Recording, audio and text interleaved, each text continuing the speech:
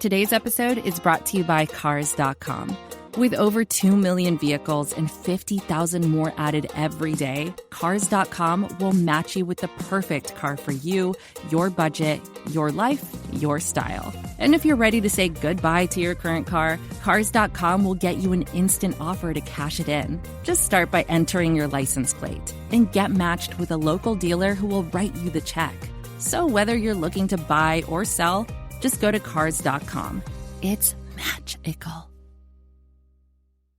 Hello, friends. Welcome to, I don't know what to call this room. I don't think group therapy is accurate. I don't think Mavs party is accurate. I think we're just kind of here. We all knew Jalen Brunson was signing with the Knicks, and I just finished putting out a story sort of recapping how weird it all is. When I read everything in succession, I think the Mavericks are probably going to file a tampering charge against the Knicks. Even though what good will that do? I don't really see the point. Everybody tampers. But we all knew he was going there. The weird little show from yesterday and today was annoying. And then the Mavericks started free agency with, it was a radio guy out of Phoenix basically noting that the Mavericks were interested in center JaVale McGee, former Maverick from the 2015-16 season. He played 30-something games, was mostly on Rick Carlisle's bench. Signed him to a deal that the terms may not be what they say they are.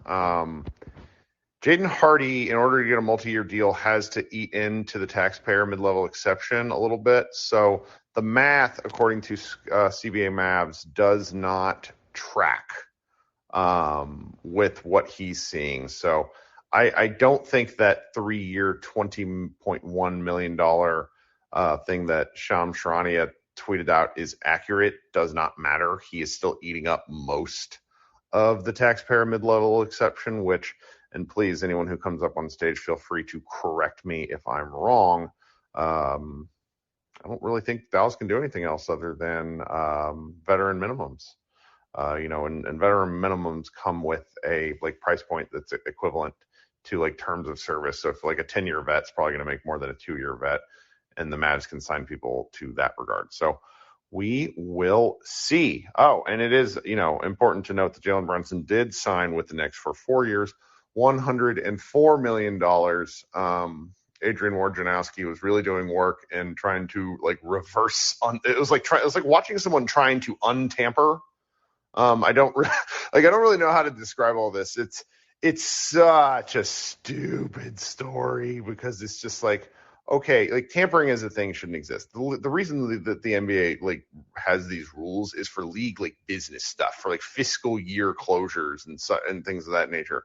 I don't mind the news leaking early. Frankly, I think I would be despondent if I had gone thinking that Brunson was really, really going to sign here, only for the news to break tonight that Brunson was signing with the Knicks. We would all be freaking out. Instead, this was slowly getting dumped. Kind of is what it is. It is, somebody said Woj should file a complaint. Well, Woj works for the same agency as all of these guys on the Knicks side. There's a bunch of gross stuff going on. Ethan Sherwood-Strauss reported on this in his Substack about how just there's all these ties, and it's an uncomfortable situation and something that I don't really want to talk about. But there we go. All right, guys, if you want to come up on stage and speak your piece, let's hear it. I know these things aren't for everyone. I do want to note that if, most nights I try to bring as many people up here as possible. Someone the other day online just made a kind of sassy comment that I only bring people up here that agree with me, which, that's not a thing that happens. So, otherwise a couple of you would never come up here ever again. All right, coming up first is Sam. How you doing, Sam? Good to see you tonight. What's going on, Kirk? It's okay. I briefly thought I destroyed my phone where I was getting the liquid whatever in the battery port, and I was like, oh, cool. I'm not going to be able to do a green room. But yeah, what about you?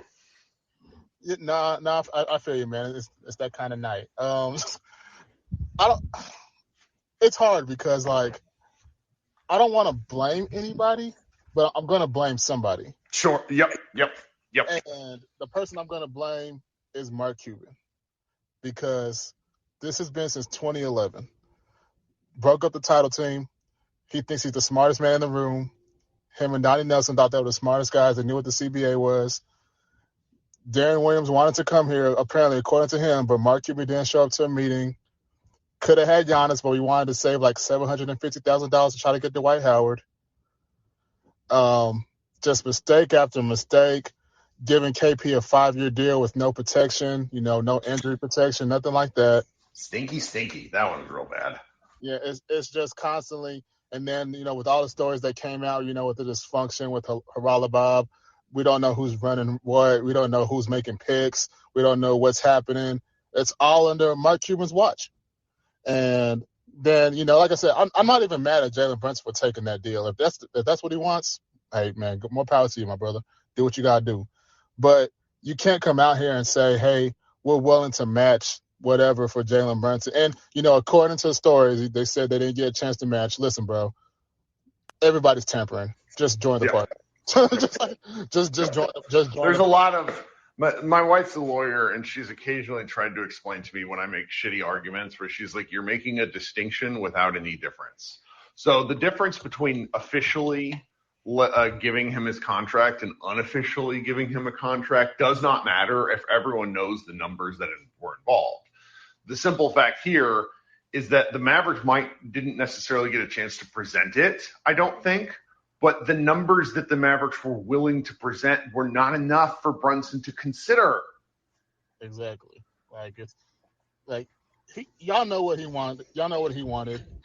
He knew pretty much what y'all were willing to offer, and he found a better offer. And he found something that, works out for him. So, like I said, I'm not mad at Jalen. No, real cool. Like, we're talking generational wealth. Like, can you imagine going from making – like he is his first contract, I want to say he made in the neighborhood of $6 million total. He will now be making $104 million. That is incredible stuff. Yeah, I'm not saying no to that. Hell no. I'd even play for the Knicks. That's what I was gonna say. If you gotta go to the Knicks, I mean, I have no doubt he'll do great. Like, and maybe it won't work out, but I think he'll do great just because of everything he's done in his career so far. He's just gotten better. So I wouldn't see any reason why he wouldn't potentially just be better, with the new system. He wants to prove he's the man. If he can prove it, then, like I said, more power to you. If the Knicks are good because of you, more power to you. But I don't know what this means, because obviously it's just day one, so there may be trades that come up or something may happen. Sure. No, that's a great point, Sam, because I am notorious for, shall we say, gross overreactions. I'm not sure.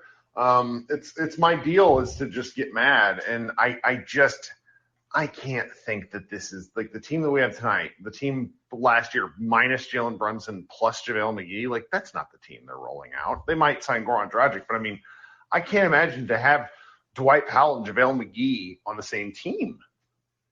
I can't imagine it neither, but and Christian Wood. Sorry, you're right, Slack or Channel. Yeah. But at the end of the day, I mean, it's going to come down to Mark Cuban if he approves it.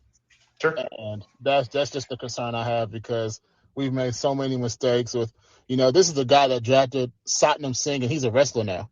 So, like, they just wasted. Yeah, Mark and Donnie, or Josh Bud tells me a story of he was at the Mavs draft facility whenever they announced that pick, and like Chandler Parsons or somebody was like laughing, like it was just a really uncomfortable deal. But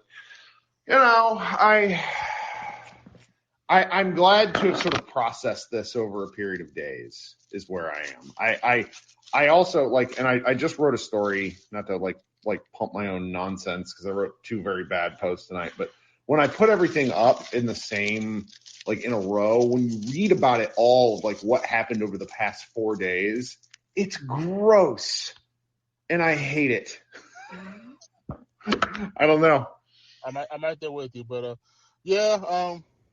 like I said, I don't know how to feel about losing Brunson, because he's a good player, but I could understand from the money standpoint, but it still sucks because, it's a guy that we drafted and now he's gone. We couldn't even recoup any assets from him, leaving. So that's just a whole nother thing. But hey, Same shit, different day with the Mavericks. That's all I got to say. Hey, my 2006 Facebook status for today, or not 2016 Facebook status said another something to the effect of like another Mavericks offseason, another heartbreak. Oh, yeah. It's just like, hey, it's been happening every time. It's amazing. It's expected. Oh, yeah, by the way, y'all, if any of y'all thinking this, we're not giving Kevin Durant. I don't want to hear that shit. So Wow. we're not getting. I was was going to ignore it, even though I do think it's pretty cool that we're third on one of the odds things. Yeah, I love that. Have a good night, Coach. All right, you too, buddy. Let me go look at this because I don't see him in the chat or in the request, but the guy, Josh, earlier made a really good point that I wanted to address before I forget it. He said, where is Josh's comment? Sometimes it's like hard to find this sort of stuff because you guys are so good at talking and I so love the chat. Darn it. He said, Josh, where's your comment here? This was like one of my favorite things, and I wanted to circle back to it. No, I can't. He says, this is just terrible audio. I can't find it in the thing anymore. I'll circle back to it.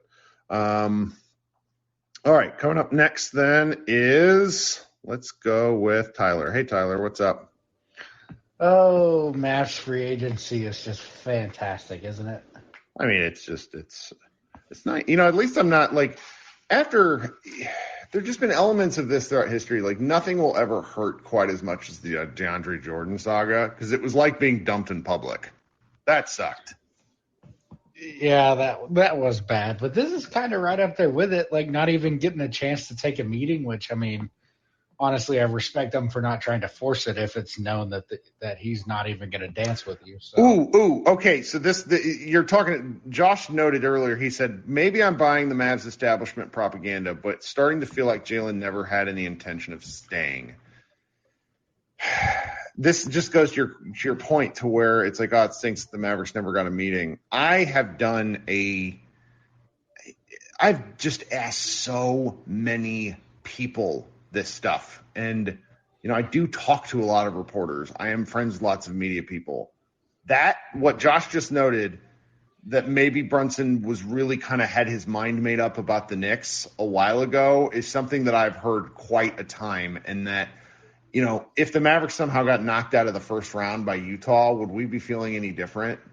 It's like the narrative changes when Brunson has an incredible game 3 and an incredible game, I want to say 7 against Phoenix. So it's just, I don't know. This is also difficult because, the Mavericks said they could pay him the most and they didn't. And then, maybe he was going to go there anyways. It's that part is not very fun. Yeah, and it's hard to see where they go from here, which is the unfortunate part. I mean, I assume that there have to be trades coming with – you can't have Powell and McGee on the same team. See, I don't know. I just don't know if there's any value there.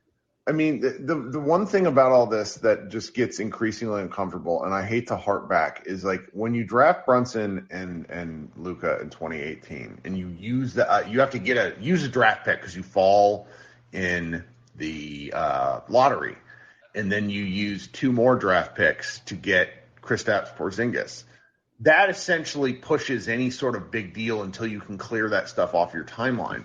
And the challenging part, and Seth Partnow brought this up on the show that I did the other day with him, was you don't want to be using your draft capital to offload bad contracts when you have a superstar. And so it's just, I almost wonder if this year becomes the year that they take their medicine and just sort of deal with it. Because like, I like Colin Sexton. I can't fathom trading 3 first-round picks for Colin Sexton. Kevin Durant's about the only player I would do it for, but I'm not the GM. Yeah, and, it's just hard to envision a scenario where we can get a bid for KD that's even close to what, a team like New Orleans or somebody like that could potentially offer. Yeah. But, it's just unfortunate. It kind of feels, one of my friends who's a Timberwolves fan of all people, it's like, are you guys a play-in team now? It's like, well, maybe. The West got better and we got worse. Well, I think a lot of it comes back to Luka Doncic looking like he can hold up the world on his shoulders. And at that point, well, guys, like everyone in the pick is like, did I hear 3 first-round picks, yada, yada. if I'm a team that senses the Mavericks' desperation, we're getting stabbed on all sort of what do you want to call it? Negotiations, because the Mavericks are in a position you could really try to take advantage of the situation right now because they just lost their second or third best players.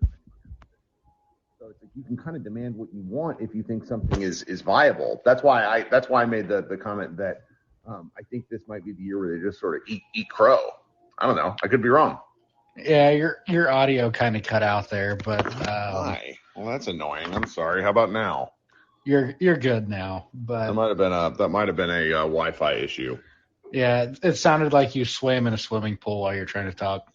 Okay, I just shoved my AirPods like deep into my ear. So yeah, my bad. Great stuff. But I don't know. I'll let somebody else come up and talk that's a lot smarter than me. But it's just disappointing to see ourselves in this situation again. Yeah. All right, Tyler. Thanks for hanging out. Appreciate it. Okay, we're just going to go in order of who I see in here. Hey, Brett. Find unmute on the mic. Brett, if you can't find it, send me a. There we go. Sorry about that, Kirk. That happens. I'm sitting here trying to orientate myself to the world. I didn't know we lived in a world where Royce O'Neal was worth a first-round pick. Caught me off guard. And your statement a minute ago about Colin Sexton being worth 3 first-rounders, I'm sitting here wondering if you would trade 1 first-rounder for him at this point. But picks are I think we're at a strange point with picks where, like, Oklahoma City has so many of them, and then teams are sort of overrating them. Again, like ignore me if you think I'm wrong about the picks. I more think that a team is looking to, if the Mavericks make a deal, I think there's a chance at an overreaction by the Mavericks. That's really what I think. That makes sense to everyone, or am I just totally off base? Yeah, I think that maybe you get the overreaction out of the Donnie regime. I'd like to think you don't get it out of the Nico regime based on what we've seen so far, which is relative competence. Okay. I wanted to talk a little bit about JB because it's been on everybody's mind and it's been on mine. You can't be a fan for the last 4 years, and if you happen to like the guy, and I do, sit here and just feel this sense of trepidation, almost like a friend who's heading into a bad marriage and they don't know it, but you do. I've watched friends do that, and then kind of talk to you later and vent to you after the honeymoon's over and they're in year 2 and they realize whether there's kids involved or not, all the ways they're trapped. And that's what this feels like to me. You've got the biggest market in the country, and yet the results over the last decade or two of Knicks basketball has just made this crock pot of angst simmer and simmer, aggravated by bad decisions. And so it's not like you're going to Sacramento or Minnesota or these places where you can be an up and down, a player that's going to maybe have some off times. You're going into this situation in the crosshairs from day one. And you can think about all the nasty ways that the Knicks fandom is going to turn on Jalen if and when he struggles. And that's not going to be proportionate to his struggles. It's going to be disproportionate because he's going to be the target at which all that built up angst, at least until he's traded away, is going to be aimed at, because this was the linchpin of the plan of their offseason. So if they do great, he catches all the accolades. But when you look at what's around him, man, the spacing is going to be terrible. And that scares me for the guy. I mean, it's not our problem anymore. I don't understand the world we're living in where Anthony Simons gets 4 for 100, and we can't go past 4 for 104, which leads me to believe that Josh is right. This is not a situation where more money might have made the difference. Either he's overly nostalgic about growing up being a Knicks fan. We underestimated how much the family thing matters to the guy. He wants to be run his own team. But I think isn't that what Jeremy Grant wanted, to kind of go be a star on his own team a couple of years ago? Well, it's overrated. And then one of the more uncomfortable things I've heard in the last several days, we all heard this, wasn't just me, it was on like Twitter. Chris Haynes said something to the effect of Brunson wanted more opportunity, and he didn't think he was getting that with the Mavericks. Well, if you go play with a team that has, the roster that they field with a number of guys who need their shots, I don't see where he's getting extra opportunity. It's the bad marriage. Like you said, two things that are simply outstanding, Brett. First is the bad marriage analogy. Second, the crock pot of angst, which I feel like we might also be at the moment. But this is an excellent call-in. I don't really have anything else to respond to you. I think you're right. Yeah, and you just kind of feel like this is going to go off the rails for a guy who, and I've been wanting to ask this for a while. Why do we, as a fandom, want to define whether or not somebody is a star or a second star, third star? That is part of the 24/7 news cycle and really isn't about what plays out on the court. Jalen has been a damn good fit, especially this year when Rick Shackles are off of him, and he gets to kind of be himself. And you go in the span of a year from played off the floor in the Clippers series to losing him. And how do you go from that underrated to being so overrated at this point?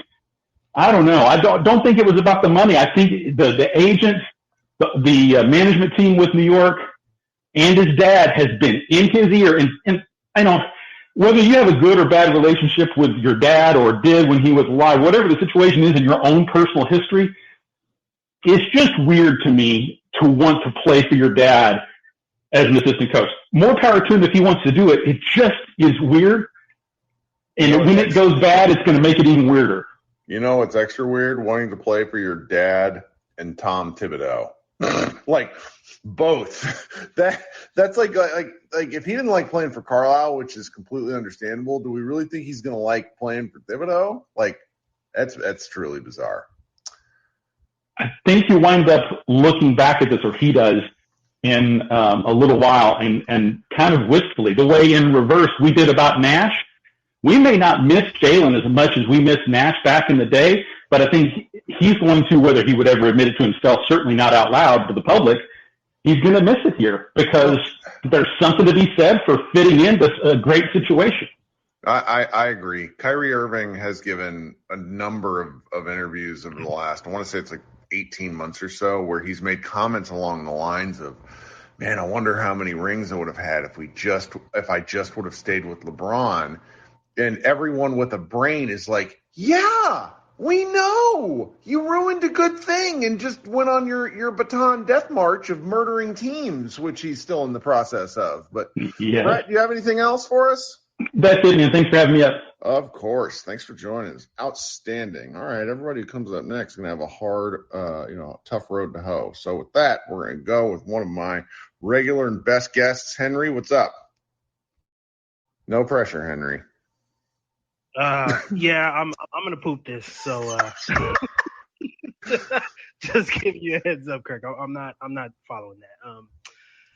Yeah, I meant to ask this the other night when I came up, but this whole narrative that somehow Luka's ball dominance is holding people back. Like, what does he have to do to shed that narrative? Because I'm very confused about where. Go back in time, be born in America. I mean, stay here, hang out some more. Like, there's going to be elements of this, but to be fair, he does have a usage rate of 36%. So I don't know. It's tough. Okay, but I mean, again, not to poop on the supporting cast, but Nick Wright always brings up all these, how everybody else has had all-star teammates to play with. And by the way, Jalen Brunson is the first player to sign with a new team for $100 million without making an all-star team. Ooh, that's a fun one. But it's. I truly believe if Luka has a legitimate all-star second teammate, I don't think the ball dominance is going to be an issue. I don't either. Good play. Did anybody catch any of the Slovenian dismantling of Croatia today? Him and Dragic went ape shit today. I'm sorry, man. This dude shares the ball when it works. Like JJ Redick had another stat. He was like second in shot creation for teammates, like averages 9 assists a game. Like, where is this all coming from that he's, he doesn't share the ball or, all this shit? No, it's commentary that makes me uncomfortable. And I'm really loath. I say a lot of dumb shit because it just happens when you talk as much as I do. But I'm loath to go this way because when you hear this sort of stuff, it's like you don't hear that. So, like, does anyone in their right mind ever over criticize, like, am I missing? I mean, I guess there was a lot of this with Russell Westbrook in his MVP season, but then everyone's waving their arms going, but he's the MVP, so what are we doing? And it's just, the notion, like, this sort of thing happens where it's like you can tell when people are, like, really heavily invested in the NBA and heavily invested in a team. Like, I was talking with one of my buddies tonight who covers the Nuggets, and it's like, anybody that says they watch a ton of NBA basketball, when it's your team versus the team that you're watching for fun, you simply watch the game different. We all know what the Mavericks do, and we join Spotify Lives, and we follow all, we watch, the different Mavs podcasts that are out there. Like, and it's just like hardcore fans, you watch your team, but it's like when I watch the Warriors, I don't watch them the same way as I watch the Mavericks. And so it's just it's so obvious to me that there's just like some of the stuff is easy narrative. I mean, I think that some of the narrative self-corrects. If Luka comes into camp looking like he did today, I mean, he looked outstanding. And that, and also maybe can we get the Mavs jerseys slightly more tailored? I don't know. And it's like, like how many times have we hopped in the Green Room Live after a Mavs game and be like, yo, Luka, you were right there at the rim. Like, just lay it up. Why are you kicking it out for an open three? Like, again, this whole narrative that he doesn't share the ball is wild. I'm probably in the optimistic minority about Jalen leaving. It is what it is. We just got to hire more dads next offseason so that we have a chance. But hire more dads off-season strategy. This is where we are at now. Anyways, that's all I got, Kirk. Appreciate it, man. Yeah, of course, Henry. You're the best. All right, let's keep going here, and we'll see. Krishna, you're joining us again. Welcome. Give Krishna a second to unmute. This man has glorious hair. If you're looking at his profile photo while he's up here on stage, it's frustrating for those of us who cannot grow long hair quite like that. All right, Krishna, we're going to give you I'm going to punch you, but please try to come back up because I'm sure you're just having app issues. Josh, there you are. Josh, how you doing? I'm good, Kirk. Big fan. First time calling in, but I really liked your point earlier. Please keep talking. Tell me what you're thinking. Well, yeah, I just totally came into this week like expecting Cuban to mess this all up and to blame Cuban for pretty much everything. But I mean, the comments that Chris Haynes is putting out there and that are obviously coming from Rick, Jalen's dad. Can we source some things like what everyone that has sources like launder your sourcing a little more other than making it sound like it was dictated to you by a particular person. I went off on people who were criticizing reporters the other day, so I don't want to do it today, but I'm just like, this is weird when you read some of the Haynes stuff. The Rick stuff is gross. Like, honestly, like, I don't think any dad should be, like, talking about that with their son's career.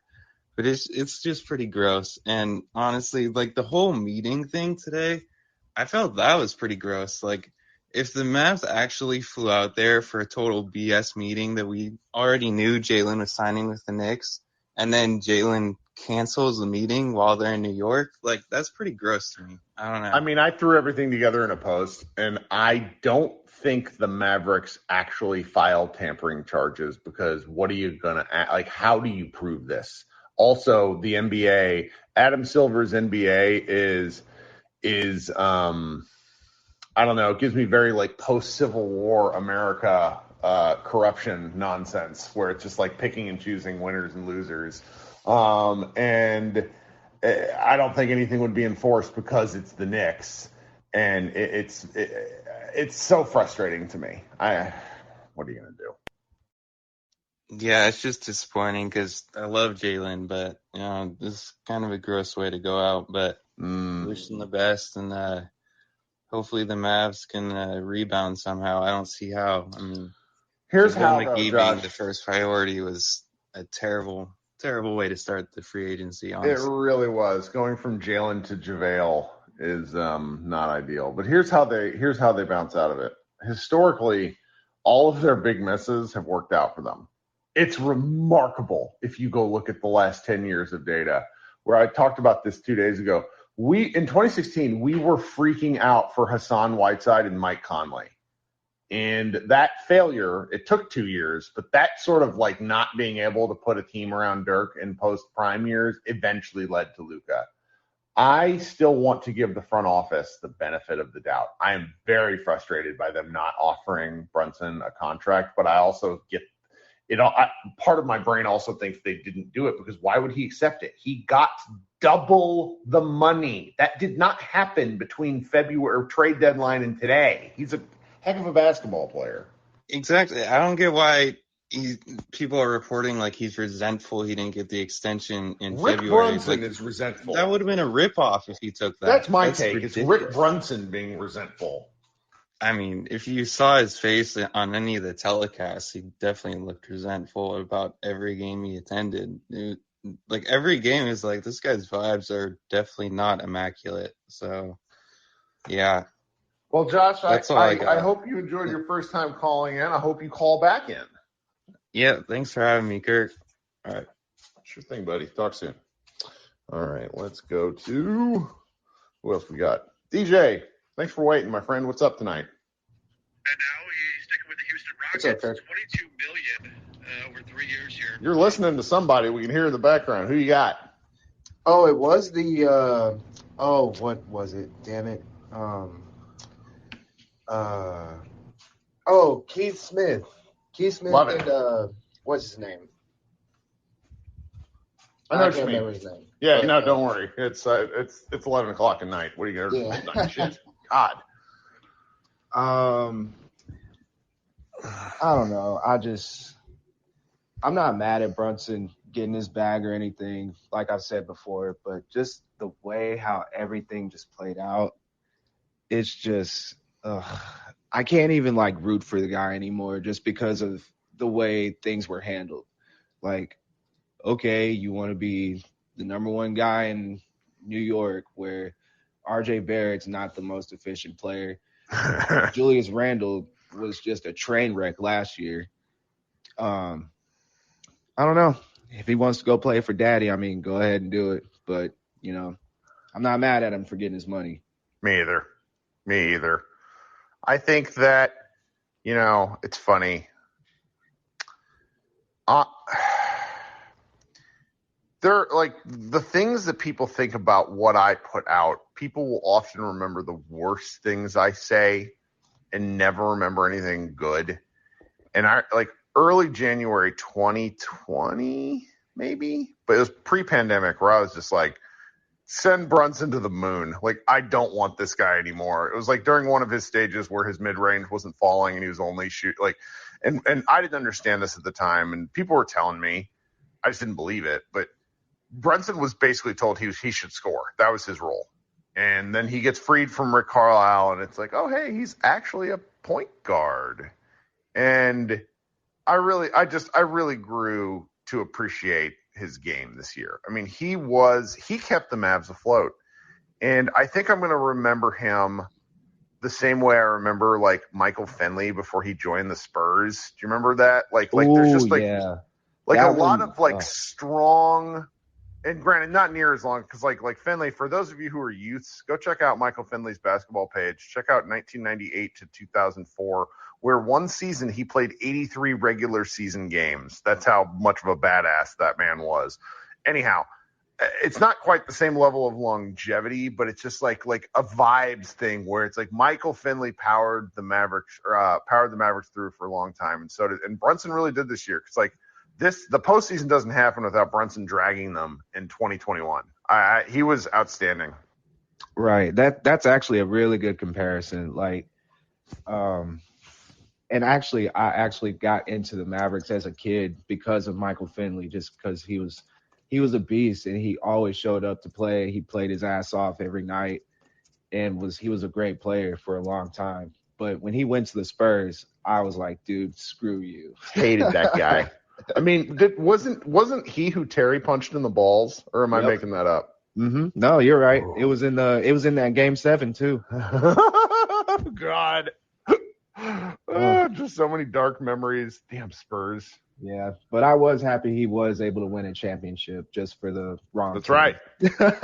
That's right. No, and now he's our GM. Like he's president of basketball operations, but Finley seems to be the guy like that's doing a lot of the lifting along with Nico. So I love Finley. But anyway, I was rambling. What else you got for us?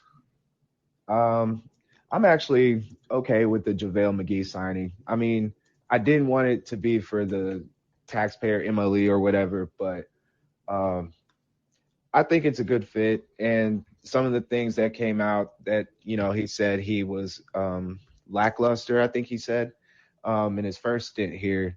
And Rick hated him. That should mean a lot to some Mavs fans because, to come back to a situation where you were before and it didn't necessarily work out and you decide to come back and you want to amend things, so to speak.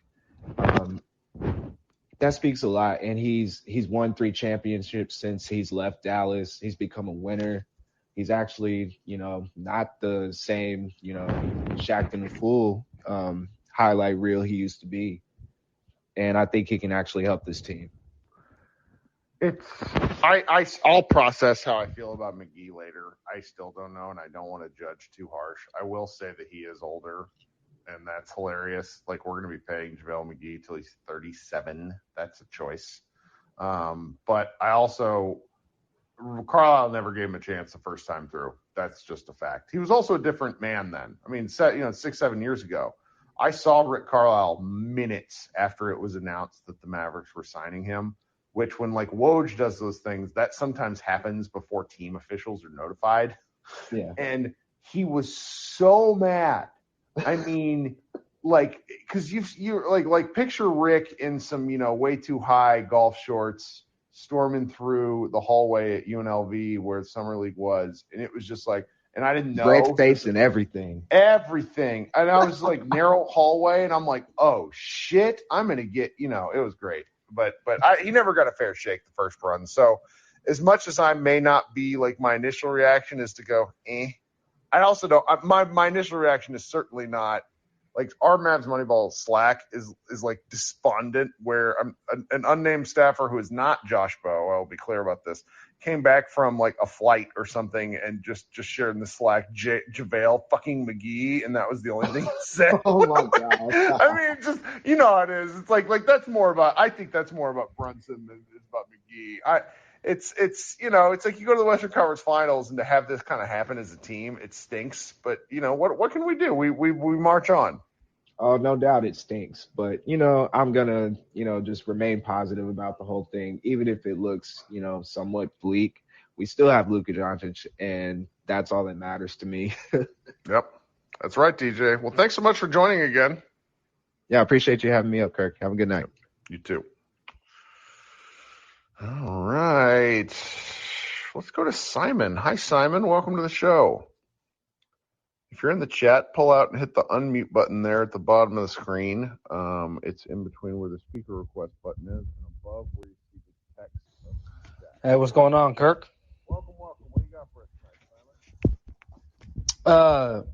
No, I just wanted to, call in, first time calling in, but, I heard, the discussion and everything. I get everybody's kind of, distraught about, the Jalen Brunson situation, and I get it, but the thing is, I think this is kind of like a situation that has been brought on because I heard a guy earlier talking about bad decisions with Steve Nash and all that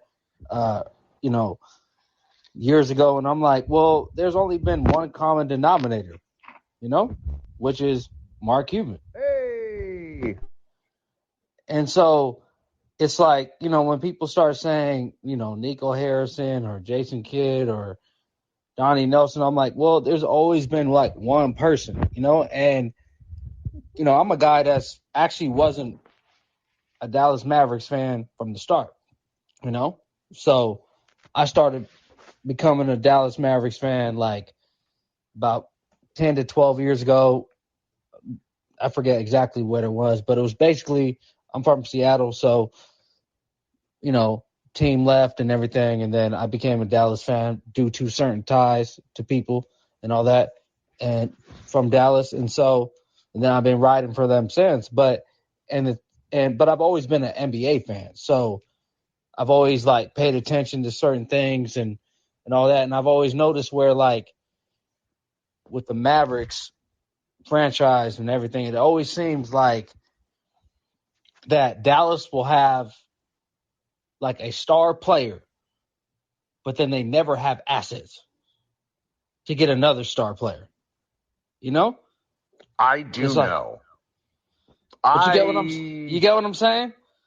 So it's like they have the Dirk Nowitzki, but then it's like they struggle to get the second guy. Now they got. How do you fuck up you do the hard part, and how do you fuck up everything else? Is kind of how I think about it. Exactly, and I noticed that before, because like before I became like a Dallas, Mavericks fan, like full on, like from afar, I was like, I respected Dirk and all that, and then like when I started becoming like a Dallas Mavericks fan all the way, I was like, man, Dirk's actually better than I thought he was, And then I noticed, I was like, Dirk did a lot of carrying. And so I noticed that like over time, and I would be like talking to, friends of mine, people that aren't, Dallas Maverick fans and all that. And then it's like, then when he won the championship, people like kind of was like, they kind of laid off it, They were like, okay, because, he won the championship, but it's like in reality, he was always kind of doing that. You know what I mean? So, but like, and I feel like now it's like the same thing. Well, at the end of the day, they made the Western Conference Finals, and in Luka's, fourth year. Okay, good. But the thing is that we know how the game is now. Kevin Durant did a podcast and said kind of like he made it seem like he was deflecting on everybody else, and all of a sudden he requested a trade. So these guys, all of a sudden, they just changed their mind, and get unhappy and all that stuff. And so that's one thing that you have to, put in the back of the head when you're in Dallas Maverick management or the owner, governor, whatever you want to call it. But like I said, going back to what I said earlier, which is it seems like it always goes back to one individual that's been around the whole time. And the thing is like, it almost seems like he the type of, because, like you said, you said earlier, you like, a lot of the deals that they try to do, it didn't work. And they didn't get the person they wanted, but it actually worked for them. So he kind of got saved, he was able to kick the can down the road for a little bit and be like, okay, well, it didn't work, for the teams that tried to, that took this individual from us. But then you can't just bank on that, moving forward. You have to, like, eventually build on something and just figure out, okay, well, what did I do wrong the first time? Or what did I do wrong the second time, And then, but it seems like I do see a little bit of differences, with Nico and, Jason Kidd, but the thing is, it still seems like it's still about, you know what? We're going to still go for the star, but we might have to just do it a different way, you know? And I just feel like if you want to get the star, put yourself in the best position to get the star. Just don't focus on the star, if you get what I'm saying.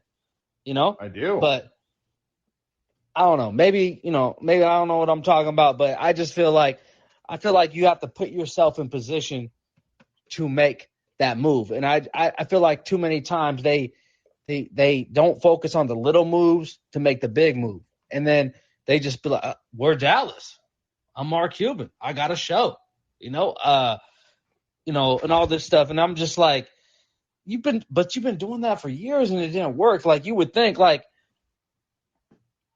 somebody that's supposed to be, this intelligent, all this stuff, like, would understand, like, you got to pivot, get back with the people that you're with and be like, okay, what are we doing wrong? What could we, and the Nico thing was good. And I think Nico, but the problem is we'll never really know how much Nico and everybody else around has changed the situation that was before. Because obviously the situation before run its course. And that's the thing. And it seemed like with Mark Cuban, what I see from him, he seemed like the type of person where he would rather win doing it his way, than lose doing it the other way. And I think that's a very dangerous path to go down. I mean, if you look at history, he went silent during the 2011 playoffs. If you really want to know why he went silent in the 2011 playoffs, I'm sure someone in the comments can link to you the article. Following the championship, they broke up the title team, and then Marcus assured everyone in the world that he was the smartest guy in the room. They understood the upcoming new CBA better than everyone else, and breaking up the title team was the right thing to do. The argument was so good. I remember reading all the stuff. I don't think I ever bought into it, but I understood why Plan Powder made sense to everybody. Then Dwight Howard basically blew the whole plan up because he's Dwight Howard, and Chris Paul and Dwight Howard had basically didn't come to Dallas, and everything went to hell from there. And it's when your plan when you're dealing in a human element, so many things can go sideways. I mean, this Jalen Brunson thing is a great example of that. Brunson might have had the greatest relationships in the world with Luka Doncic, Dorian Finney-Smith, and Jason Kidd, but he still wasn't, Brunson's dad and godfather. So it's just like you make plans and God laughs is sort of what I think. And there's an element of things where, I wrote this really it wasn't mean-spirited, but it was just basically like, hey, if Mark Cuban could not do all of these things, the Mavericks would be better. Like him going on TV and saying, we can sign Jalen Brunson to the most amount of money and we think we're going to stay here. Like that is like understanding what's happened now is horrifying. Like they knew back then that he wanted to go to the Knicks, if reports are to be believed. Like, why would you say that? There's just so many disappointing things involved in this. And, sometimes it happens, but it's still frustrating. Yeah, I mean, and the reason why it's frustrating because it's like, okay, so you're obviously a very hands-on owner, and you make comments at times where you make it seem like basketball, right? But you couldn't have seen that Tyrese Maxey is better than Josh Green. Well, I mean, that's almost a different deal because the GM, Donnie Nelson, stormed out of the draft room because he was mad at Haralabob Vulgaris, and Haralabob made the picks. And it's like when your GM storms out of the draft room in one of the 3 or 4 most important days of the year, you fire him. You don't keep him. You fire him. I don't care how long he's been with the company.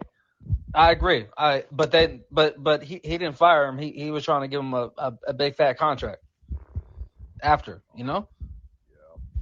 And that's where I'm saying, like, it's one of those things where it's a very delicate situation where it seems like whoever comes in has to kind of massage Mark and kind of, make it look like, okay, well, yeah, you are the owner, you are the, governor, whatever title you want to say, but, I am the GM or vice president of basketball, whatever terms they like to say these days, but I have to still come to you because, you are the expert or you're the owner. And it's like, it's been like 20 something years or whatever as him doing that. And look, there's still been success. I mean, they made the Western Conference Finals, but the thing, it's not about that. It's about, could there be more? Could we make improvements? Are we still doing a lot of the same things over and over again, not realizing like other teams that are in our conference or not are in our conference are doing it differently and they're having success. Like the Warriors lost Kevin Durant, realized like, okay, we'll take D'Angelo Russell, who, had an all-star season that one year. And so, you know what, we're going to flip this. Even though everybody knew when it happened, he was never a Golden State player. But they saw it as an asset. We'll take that. We'll give him the max. And then we'll flip him to Minnesota, get a pick, and, keep it going. But it seemed like the thing about it's like there's no creativity. That's the biggest thing. I've never really seen too much creativity with the Mavericks. And I think that's because Mark Cuban has a certain way of where he wants to do things. And it's like, it's too basic. There's not enough creativity and people, meeting of the mind saying like, hey, let's do it this way and, keep it moving and try to do another way. And, hey, we're gonna build the team this way. Because the Jalen thing, I get the Jalen thing. People, mad about that. I think the Jalen thing can be fixed and to be, worked around the right way. Because at the end of the day, like the money Jalen's making, then you have Bertans, Dinwiddie, Hardaway. It's like that's a lot of contracts. So I get it. Could they have gotten him at a lower contract? Yeah, but once you don't give him that contract and he doesn't accept it, you have to work it after that and say, hey, man, we can't have Jalen and all these other contracts because we have no, flexibility. But my thing, it just seems like they kind of do it in a kind of like archaic way. They've been doing it for so long, and then they just assume it's going to work out. And it's like, nah, you have to be creative like these other franchises like the Warriors and even the Sixers. Like the Sixers got smoked out, in the playoffs. They got James Harden to take, supposedly less money. And they're bringing in P.J. Tucker and other good players to fill out the flaws that they have. Well,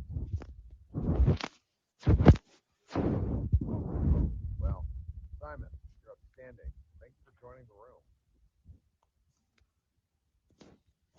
room. I appreciate that, man. I mean, I'm just calling in, just trying to, say what I say. But, that's how I feel because, they always say, like, there's these roadblocks and all this stuff. It's like, hey, P.J. Tucker is actually the type of profile that could actually help the Mavericks. I never thought P.J. Tucker was going to go to Philly. Now he's in Philly.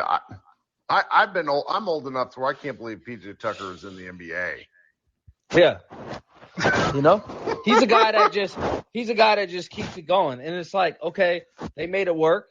They got James Harden to do whatever with the contract and then they're adding other players. And it's like they just keep – it just seems like there's this kind of the status quo with the Mavericks. And one thing we know about status quo is it comes from the top. And so we're going to do it this way and then whatever. And it just seems like if there was somebody in the position to make those decisions, it would be a little bit different. And like I said, it's changed a little bit. I've seen a couple things, but still, there's still certain things where it's just like, I don't know. I think it can get better. It can get better and more creative. And until that happens, you're going to see teams every offseason where we look back and be like, they made that move when we said when everybody's saying that they have no cap room, you know? That's right. They told so like how is that happening? You know, so I don't know, but hey, I just came out here just talk a little bit, and that's it. Well, thanks for hanging out. All right, appreciate it, man. You have a good night. You too. Hope you come back. And I apologize. My audio is all wonky. I seem to be having like some really shoddy internet. I don't know why. I hope I'm better. Oh, geez, lots of people talking. Josh Bowe, supposed editor. Also editor at MavsMoneyball.com. What's up, buddy? You want to hang out? I'll hang out for a little bit. I don't know if we can do another all-nighter like last time. No. I don't know. I've got my draft in our CMS.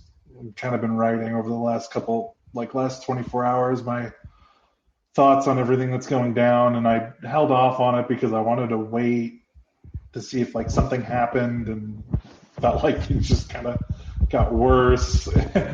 And now I'm like still waiting because I feel like I'm on this weird streak where just the opposite seems to happen. Like the last, I feel like 4 or 5 of my takes or whatever, I feel like have become immediately invalidated within like 48 hours. So I'm just like kind of creeping around waiting to finish it and publish it, but figure I'd hop on here and just give some thoughts. And I know you've already been doing this for a little bit, so I'm sure other people have already shared. I'm sure some people are mad, some people are disappointed, but people are kind of, we're kind of like, okay, it's like the slow letdown. I think has really helped.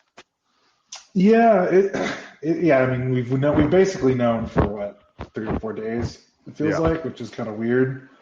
My wife used the phrase, "I'm so fucking done with basketball tonight." So. Yeah, Megan was kind of the same way there too, although she's pretty mad. She has some funny takes about the Mavs because she watches the games with me, most of them.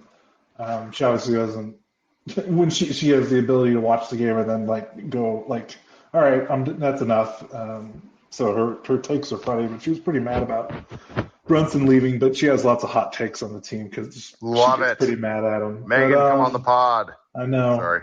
But like, I don't know. Like, someone posted in our Slack this ESPN Stats and Info tweet that said, I don't know if you brought this up earlier, but Brunson's the first player in NBA history to sign a $100 million deal with a new team, despite having never been voted an All-Star.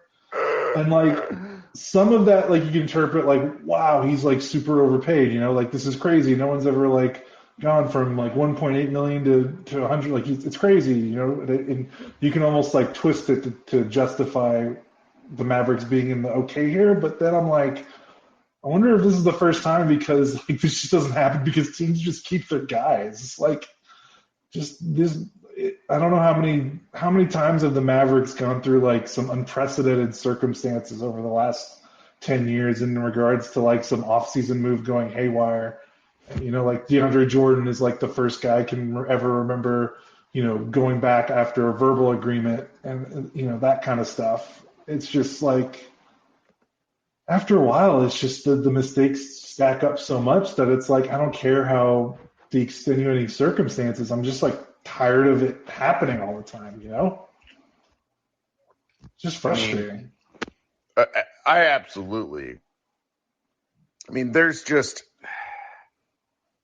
the weird part is like, and I've been listening to some of our older shows, like Free Agency and otherwise, where we crack jokes about Brunson being an unrestricted free agent like 2 years ago. We did? And everybody's just like, oh yeah, we'll deal with that later. like very much like Scarlett O'Hara, I'll deal with it tomorrow. And it's so funny to me because understanding that we have no say in all this, it's really wild having watched all of this occur the Mavericks made the Western Conference Finals, which is not something I would have predicted. The Mavericks still can't attract free agents 3 years after we lost our minds on a free agency podcast. Like, if you guys haven't heard it, our 2019 free agency podcast, I listened to it today. Josh is so mad that we don't get what's his name up there in Minnesota, the point guard, the little shit who Luka punishes. Patrick Beverly. Yeah, you had a 5-minute soliloquy about how the Mavericks fucked this up, but we weren't, in hindsight, it's like we were wrong about the specifics and the players. We were right about the fact that they really botched the opportunity using that cap space. That is what it is. But it's so weird to say, and that's why I'm not super mad right yet. Okay, we get to July 6th and the Mavericks haven't done anything. I'm probably going to be pretty disappointed. But our buddy Tim tweeted to the effect of he thinks something is still cooking. He's like, there's no way that there's this many JaVale McGee thinks he's starting. What about Dwight Powell? Yeah, it doesn't make any sense. Yeah, it doesn't make it. Does if Powell's on the team when training camp starts, that doesn't make any sense whatsoever. I mean, the McGee deal, already doesn't make much sense to me. I could see through the logic of I could see from the Mavs point of view just being hey, let's replace Dwight's 15 minutes a game with this guy who can theoretically give you some of what he's giving and maybe a smidge more, and Dwight makes 11 and JaVale's going to make 6 a year, but Dwight's also expiring, and at the end of the day, I'm kind of would you rather have Dwight for 1 more year at 11 or JaVale for 3 more years at 6.5? And it's he's 34. I don't what's he going to look like when he's 36, 37 at the end of that contract? It's just do we want to be punched in the balls or punched in the nose? Yeah. What are we doing? What sort of Sophie's choice is that? Yeah, I understand some people well, maybe this was the only way to get him because Milwaukee wanted him too. And I'm then just let him go. I'm of the opinion that you just don't need to invest. 3 years, $20 million isn't significant, but at the end of the day, I just don't think you should give. I don't think you should give these kind of mercenary centers more than a year or two, because you just every year these guys kind of come on the market. You can just kind of keep rotating through them. And again, he's not going to be someone who closes games. So in terms of continuity, who cares? You're just looking for a guy to sop up 15, maybe 20 minutes. Mostly of regular season games, and then when the playoffs get here, Wood's going to be the guy, presumably, if things go well. I just don't see McGee being a big playoff minute guy. And CBA Mavs for Slack, I think he summed up the day best. He said, adding McGee and subtracting Brunson puts us down 1 playoff rotational player. And remember what we were talking about at the end of the Warriors series about how they needed to get more guys that could give them minutes in the playoffs, and right now they're down 1, and it's just what's going on? It's great stuff. Yeah, I was fine with McGee for one, they needed a backup. They needed a backup center, but I just don't know why you give him 3 years, $20 million. I don't know why you give that to a 34-year-old.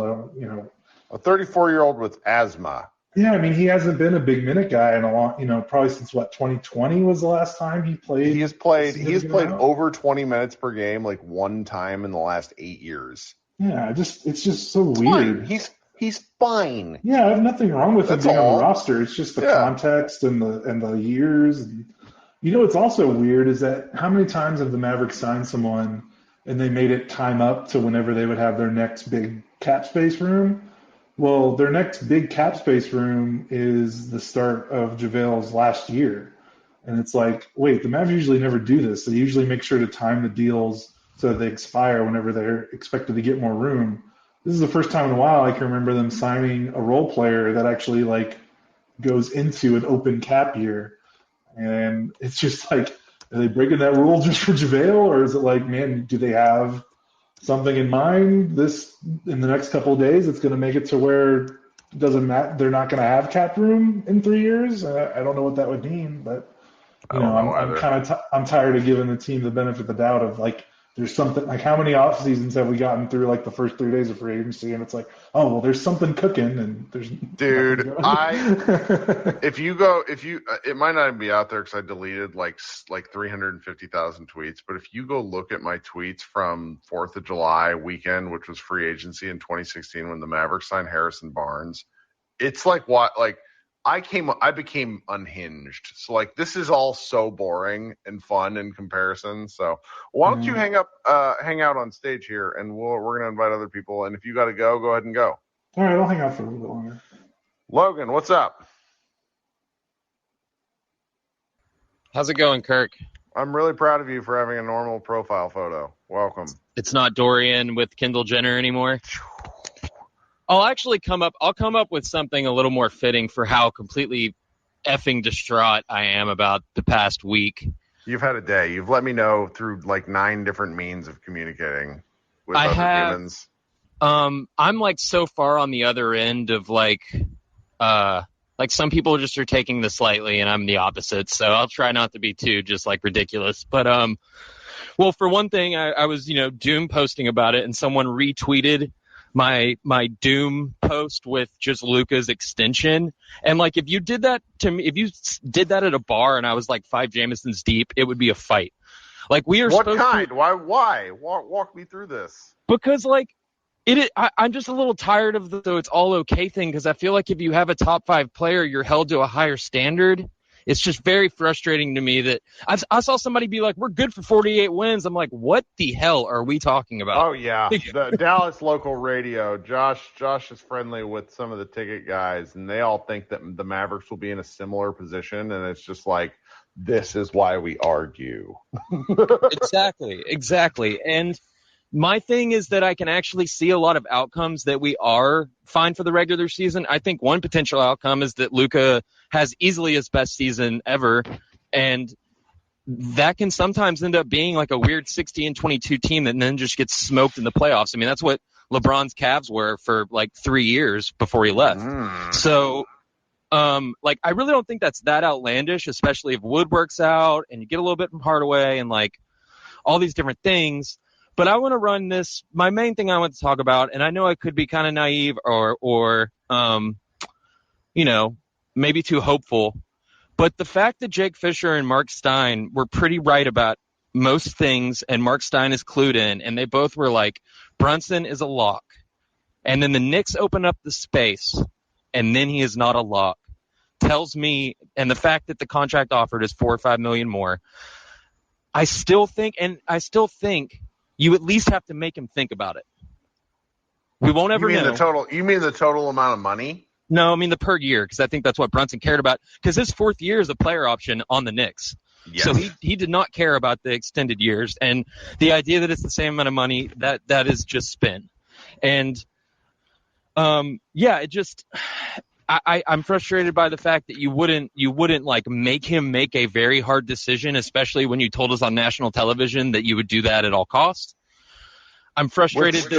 Go ahead. An amazing I think of what Sponge? No, the Simpsons like walking into a field of rakes, like Sideshow Bob, just like Cuban just can't help but like.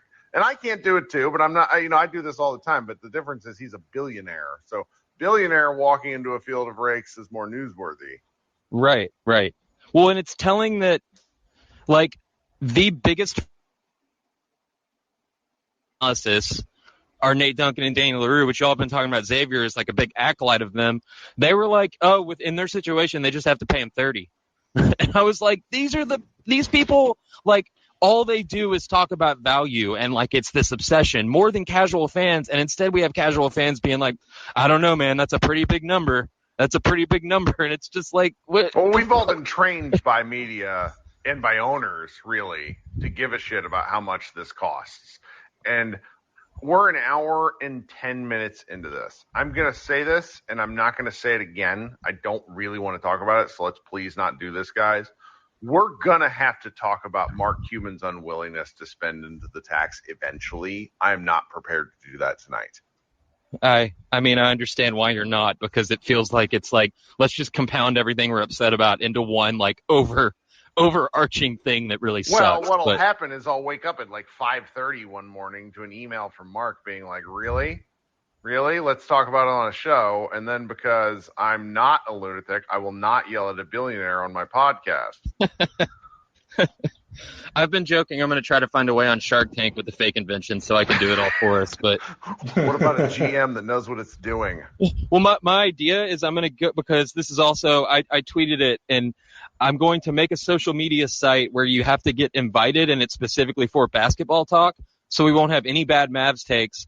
And I'm going to go into Shark Tank with it, take Mr. Wonderful's money, and then tell Mark Cuban to fuck off. That's my order of operations on that plan. There's a cyber dust joke in there, and I don't know where, but I like it. Before you let me go, I just also want to say, never mind. It's too much. Like the JaVale McGee thing, I agree with Josh completely about it. I mean, our season turned around after we stopped playing two bigs together, and we put resources. It's not that we have to play two bigs. It's not that, like, JaVale McGee can play the 15 minutes and stuff. It's that the way you use your resources is like you plan to. That you plan to play Wood at the 4 a lot, which doesn't optimize Wood. It's confounding, especially when the reporting was we were going to go for a wing after the Wood move. So then Brunson leaves and we don't care about a wing. And then we also don't care. I'm confounded by all of it, which I know I've been keeping up with Josh on Twitter about it. And it's just really bizarre. Well, yeah, the thing that's crazy to me, and again, we don't know the full, we don't know what's going to happen in the next 48 hours. But, like, the reporting made it sound like McGee was, like, a priority. Like, they wanted to get that done. And I'm just like, how do you go through this Western Conference Finals run where you have Dwight Powell and Maxi Kleber, and you beat Gobert, and you beat DeAndre Ayton? And yeah, Kevon Looney kind of roughed you up a little bit, but I wouldn't say that's the reason they lost that series. Oh, and by the way, you beat JaVale McGee. We played him off the floor. And I'm just like, how is your takeaway coming out of that playoff run? Okay, we need a big, like we need a center. Like I understand that being like, hey, before this offseason ends, let's make sure we get a big for a year just so that we can get some depth. But like, get a guy that's telling the media right after he signs he's going to be a starter and giving him 3 years. And I'm like, why? Like, what part of the playoff run showed you that needed to be as big of a priority it is? I just don't get that part. I like Hartenstein a lot. I think he's kind of underrated.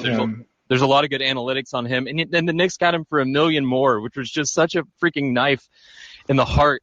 But at least it was like $1 million that, like, it was literally outside the Mavericks' ability to pay. Very true. That makes me feel better. Like we had a post from a new contributor today about Hartenstein on the site, and he wrote it like a couple days ago. So I had to sort of like update elements of the fact that I don't know if any of us anybody that wasn't a Clippers fan, the amount of money he got seems shocking, and it just. When there are down years with cap space, we hear things like, it's just not going to be a great year for free agents. And like, I don't know, seemed like a pretty damn good day for free agents. Mo Bamba went back for a significant amount of money, and that dude is terrible.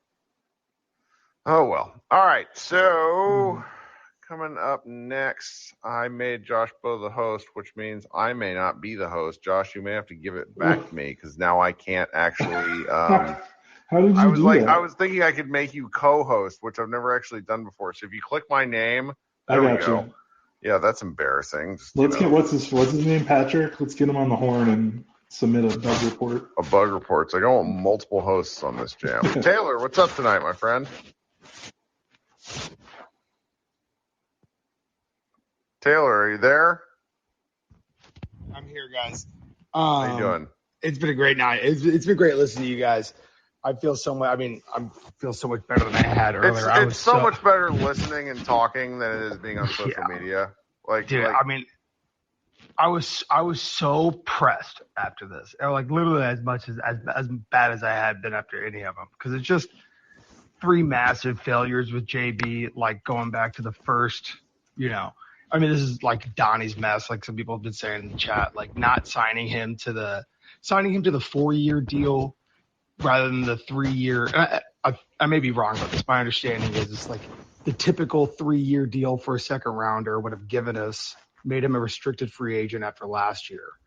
And just think about, we would have matching rights, and just think about the deal we would have gotten after the way he played in last season. That's the fuck up one. And then, listening to Mark Stein on the Void this week, like talking about how We could have done the extension before the season. We could have done it, but we didn't during the season. But we didn't want to do it because we thought we could trade for like Beal or something. And then we go and offer, and Dodo signs immediately after the trade deadline because he takes Bingo. it. And JB's like, nah, man, like you didn't want to pay me, and you were trying to, and you were willing to trade me. I don't think he was offered. I know it was reported that he was offered. I don't think he was offered the deal. Josh, what do you think? Wait, it's been reported that he was never. I think the consensus is he was never offered the extension. But I think that's Mark's been pretty adamant about it in his reporting. It seems like. But he just got it. Like, okay, I am vicious towards this front office when I think they fucked up. Why would you offer a guy a 4 for $55 extension when he just got a 4 for $104?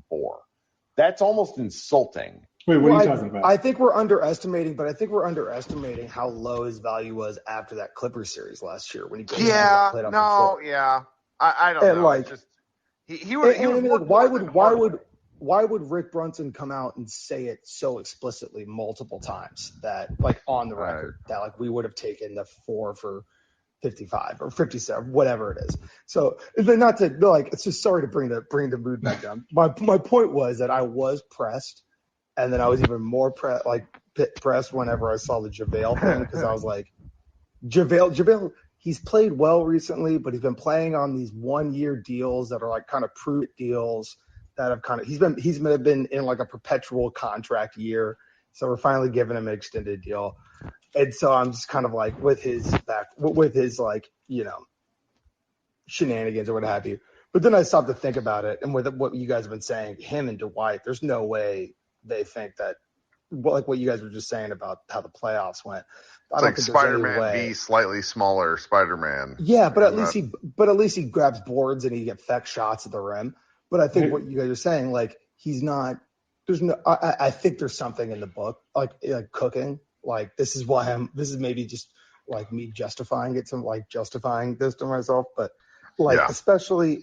Like, here's my thing. I've been saying Brogdon a lot of us have been saying Brogdon for forever. He'd be perfect with Luka. I don't know how we do it, but we know Carlisle loves Dwight Powell. So this is my like pipe dream that we can maybe make something work to bring Brogdon in.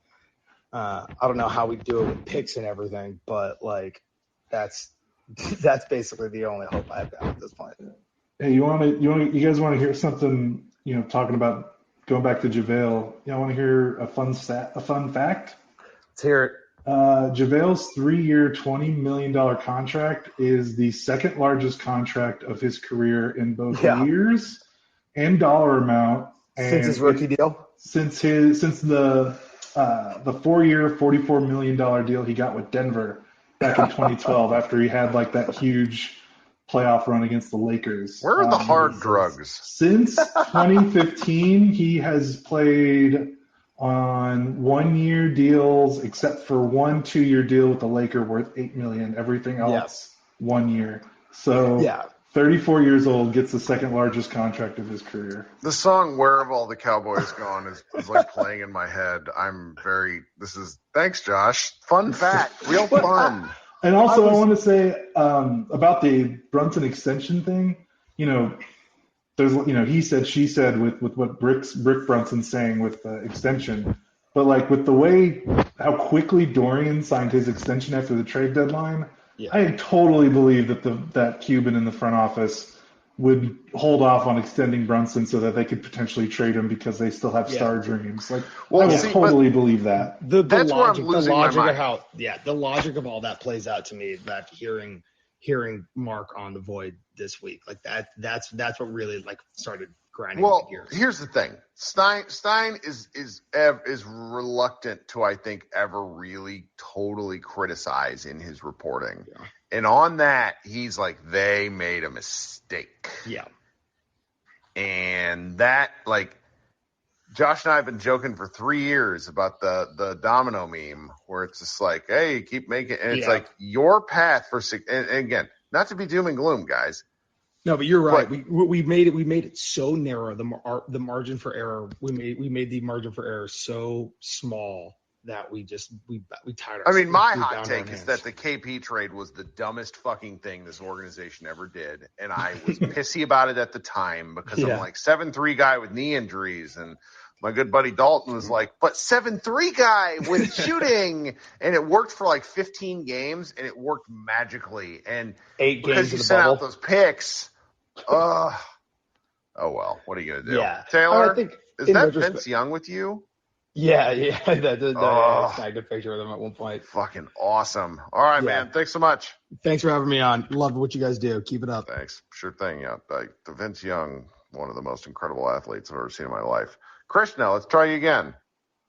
Oh, sorry. I was away because I had to help someone, so I had to leave. I'm sorry about that. How you doing? Welcome back. I'm doing. I don't even know. Like there's roller coasters, and then there's Mavericks free agency. Oh yeah. Welcome to our nightmare, the water. It's like the Brunson thing, like you talked about at the very beginning. It's like you want to blame everyone, and you kind of don't know who to blame at the same time, because this is kind of a capitulation of a ton of mistakes on top of another, and it's not like you can blame one person because then another mistake was made. And the worst part about it is you're probably never going to know the truth of who actually failed. Like, what was the critical point where this was the reason, like this was the end? And I think probably the extension stuff is there, but then you could always go back and you could say, oh, well, the 4 years instead of the 3 years was the failure, and all these things, and like it just keeps going back and back, and I don't know anymore. And the JaVale McGee signing, like if you don't have Dwight Powell on the books, like if Dwight Powell you would somehow got rid of at some point, okay, maybe you could justify it. You can't justify this. Like you can't justify it at all. Like just don't use it at that point. Just don't use your taxpayer MLE, I feel like. Am I crazy in saying that? Like, why? I don't have a good response to this.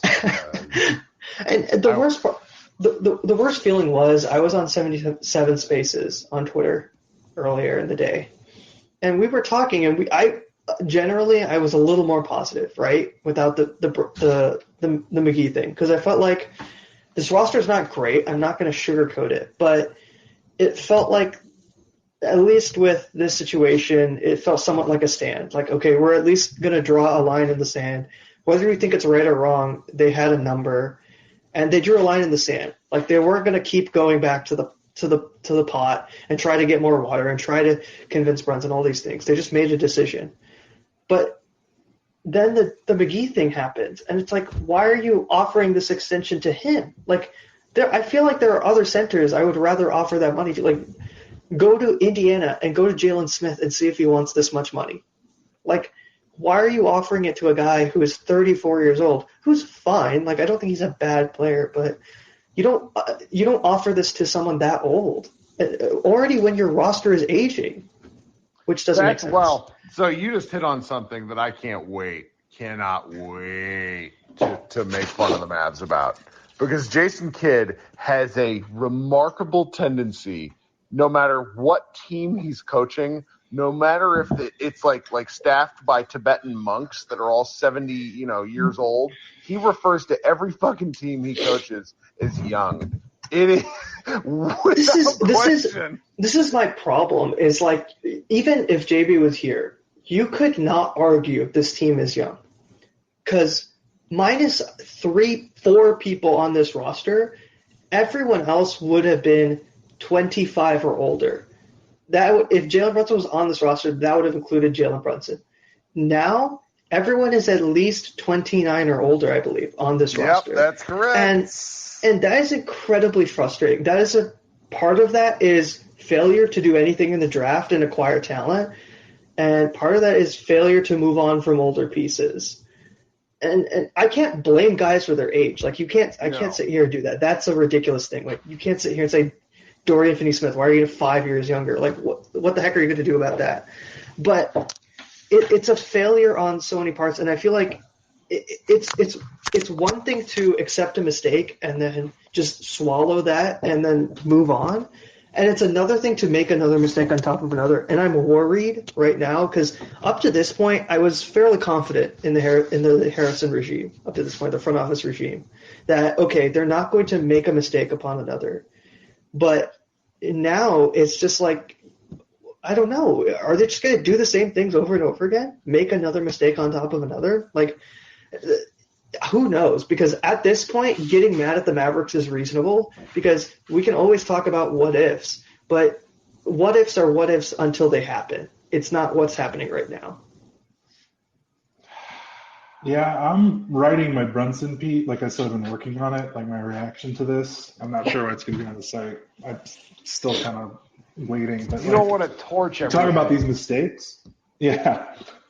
Think about, since they've drafted Luka, like think about these 4 massive roster building mistakes. You've got the Kristaps Porzingis trade. So you trade away 2 first-round picks and, a bunch of whatever. And you get, at the end of it, you get Spencer Dinwiddie and Davis Bertans. Like, they salvage it a little bit, but it's still, like, that's a massive failure. Those 2 picks have probably held them back from doing a lot of stuff in the last 3 years because they haven't had trade ammo to do anything. So there's one. Then you got a max contract slot in 2019, and you turn that into Seth Curry, DeLon Wright, and Boban. Curry and Wright aren't even on the team by 2021, and Boban doesn't play. So that's what you turned your max contract slot in 2019 into. Then in 2020, you had 3 picks in the top 36 of the draft. You missed all 3 of them. 2 of the picks, 31, 36, are no longer on the team. And pick 18, Josh Green, regardless of his development, is already a missed pick due to the clear choices of Bane, Sadiq Bey, and Maxey. And hell, you could even go Peyton Pritchard probably is going to end up being a better pick than Josh Green. Now, number 4, you lose Jalen Brunson, the second best player the Mavericks have drafted in the past 20 years after his first contract for nothing. And it's like, that's a lot of mistakes to fit within like 4 years of drafting your franchise stud. And I'm just like, yes, we can say that the Mavericks are fine in the aggregate because Luka sets a bar so high that they can't really fall that low. But at a certain point, those mistakes are just going to keep stacking on top of each other to a point where you run out of rope and you can't make another mistake that big. Yep. Like, this was why franchises don't survive that many mistakes in that short amount of time. This was why I was sort of like, when Seth Partnow came on my show and was like, well, I really think they should let Brunson go because I don't think you can afford to pay him. And my thought was, I'm just like, do we not understand the amount of – and, like, this is where you and I, Josh, get taken to task, where we get called negative and all these names from people who just want to be told how special they are and how good their team is. It's not how this works. Like, the Mavericks have had some bad luck go their way, and then they've compounded that bad luck with stupid decisions. Yeah. Like, what I'll say is, like, DeAndre Jordan is somewhat bad luck, right? Like, who is predicting that DeAndre Jordan is going to be locked in a room with all his teammates and executives? Yeah, it's never happened before, and it'll never happen again. Like that's bad luck. But not signing Jalen Brunson to a restricted contract, like, so he's only on a 3-year deal, but you have the option to, his restricted, you have the offer to match. That's not bad luck. That's a conscious decision you make.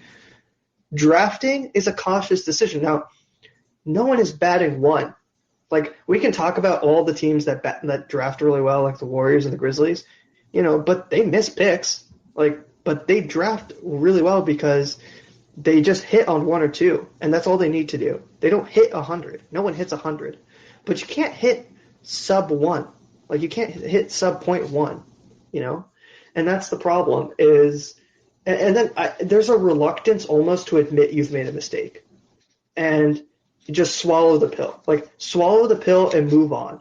And I don't know if this front office is going to do that, and I'm worried that if they don't swallow the pill and move on, it's wasted because I think this franchise has been spoiled by Dirk in a way that I don't think we've realized because what other superstar, no superstar, would have gone through 2006 and ever re-signed with the team? I can't think of a superstar who would have done that because Who? Even Steph Curry, who is now like the modicum of that, like the symbol of, hey, I'm staying with the team forever. You could have argued, but they went 15 and whatever. But yeah, but you could use the excuse of injuries, and it's not like they made the playoffs and had a collapse of historic proportions. So if anybody expects, and if Mark Cuban expects and Nico Harrison, I don't think Nico Harrison expects this, but I think Mark Cuban in his brain somewhere thinks this, that Luka Doncic is going to be Dirk Nowitzki. He's wrong. No one is Dirk Nowitzki. No one is like that. No one is going to stay with a franchise for 21 years through thick and thin just because they really care and they have some sort of semblance of affection for this fan base and for people. No one is going to be like that.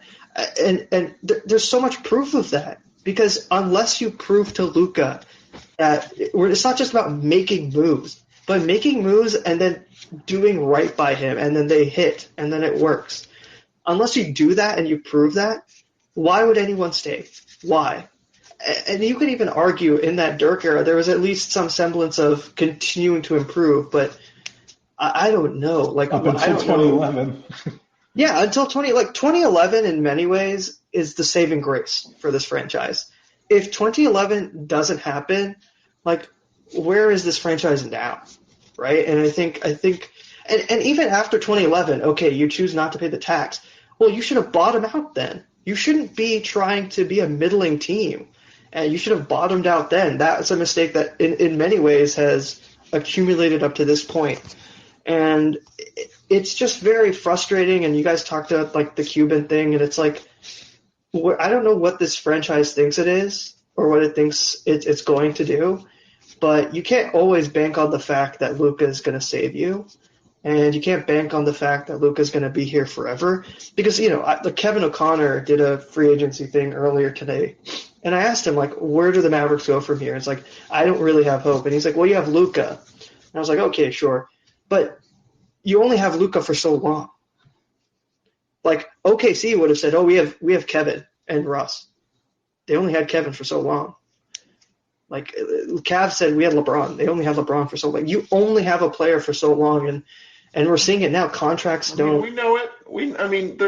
I was listening to a 2019 podcast. Yeah, and I'm not saying you two. Like, you two are not the semblance of that. I'm saying, like, it feels like too often than not, in the wider range, people are just like, oh, it's Luka's gonna stay. Like, it'll be fine. Yeah, like you see, like, I get it, because that's generally what people think. People think, oh, you get drafted, you stay there for a while. Like, but that's not the reality anymore. Like, stars will leave if they need to. Like, I'm pretty sure, this is my guess, if the Bucks don't win that championship 2 years ago now, I don't think Giannis is there in Milwaukee.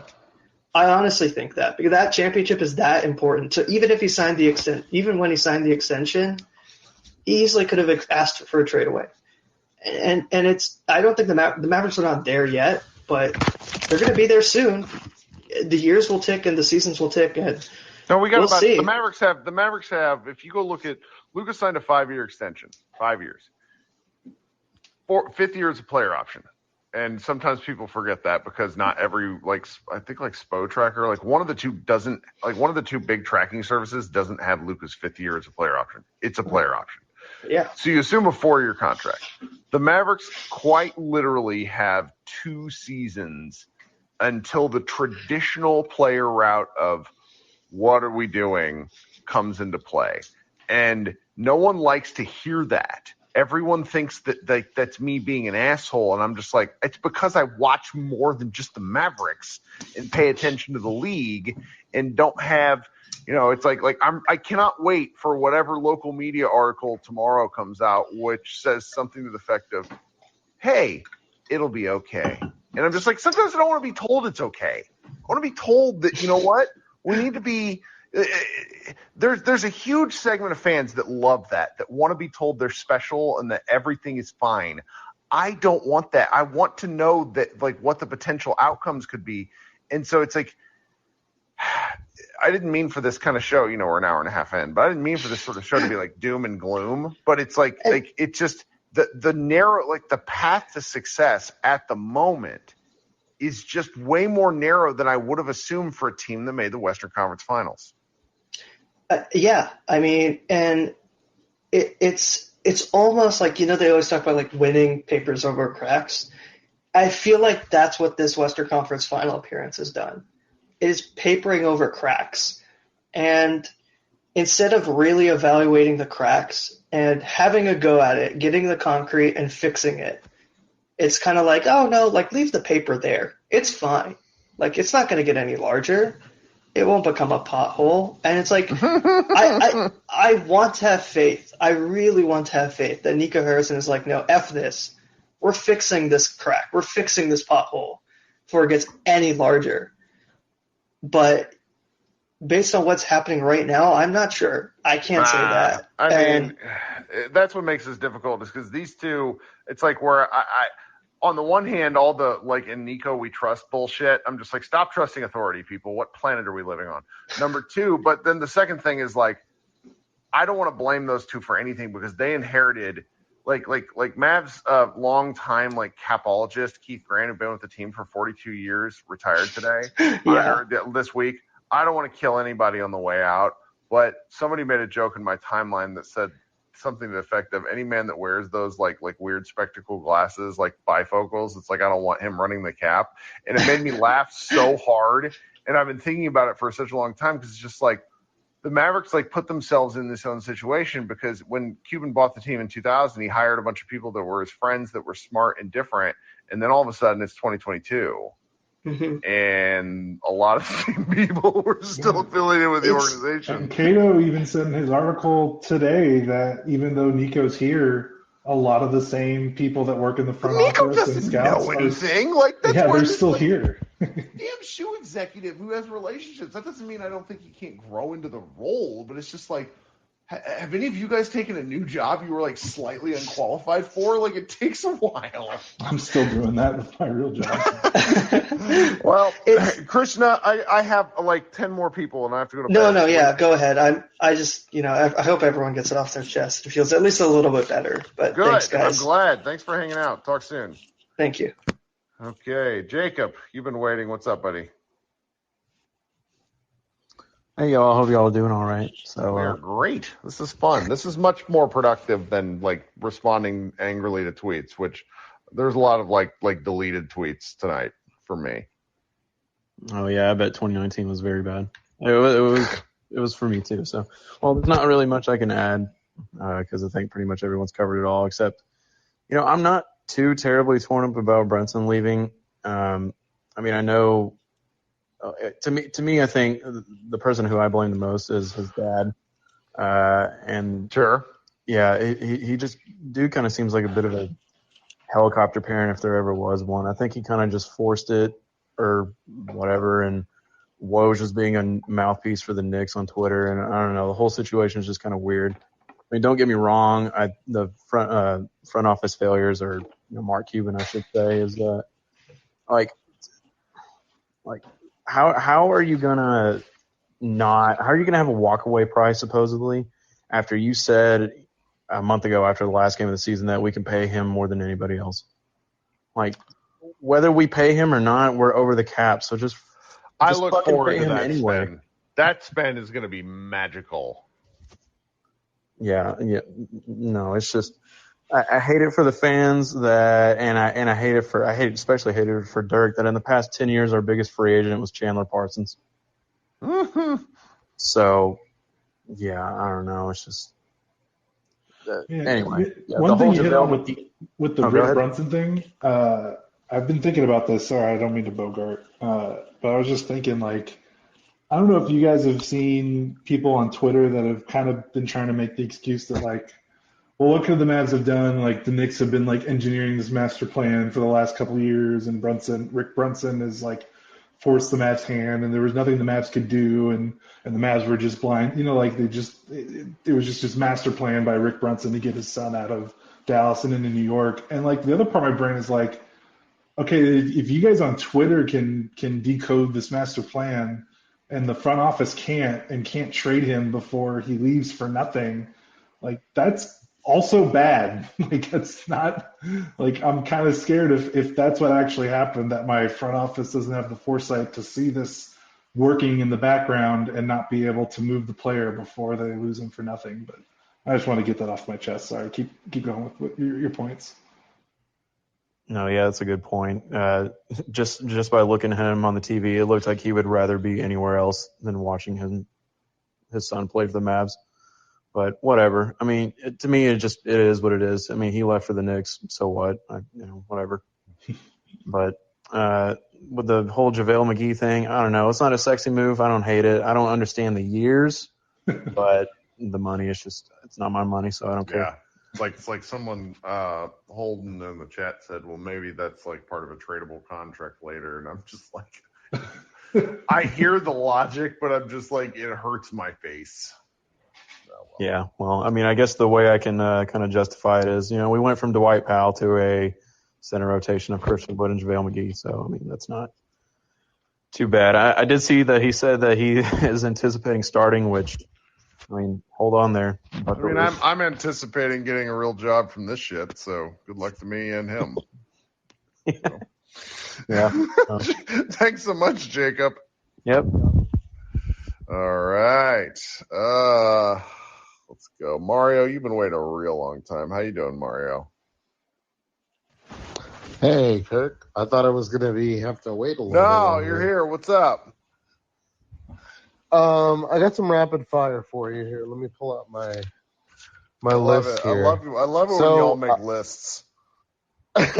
Well, last time I talked to you, I feel like I forgot what I was trying to talk to you about because I thought of it and then I hit the request. Feel that, man. And then by the time it came to me, yeah. So I think everybody's, talked about the point about him making the decision based on, I guess, a childhood memory and whatnot, which I can somewhat relate to. But I think what I'm coming back to is if the whole narrative is around the Mavs didn't offer him that Dorian Finney-Smith deal, right? When was he ever going to sign that, right? Like he's not signing that deal. He clearly is having a season where he can take his chances on the open market, and worst case scenario, he's going to get that deal in the offseason, right? Well, what about after the Clippers playoff series? I mean, but right, but like the theoretical like offer that was given to DFS, right, could have been given to Brunson, and by that point we had said, hey, you're having a pretty dang good season, right? So I feel like the worst case is, yeah, he gets hurt, but I mean, clearly he comes from a family of being well off. His dad was an NBA player, so I don't think he was necessarily worried about, going broke if he got hurt, right? He could bet on himself. So I'm saying at the worst case, he signs or could get the same offer, even if it's not from the Mavs. So he's mad that we didn't offer it to him, but when is he going to sign that deal? I guess is what my question is. And then as a piggyback off of that, what's your thoughts about the whole tampering situation? Because, I think Mark Stein had a tweet about, 30 deals in 30 minutes. And the whole replies is just, yeah, it's called tampering, bro. Like, this is the league. Josh, I'll let you answer both questions and then I'll go.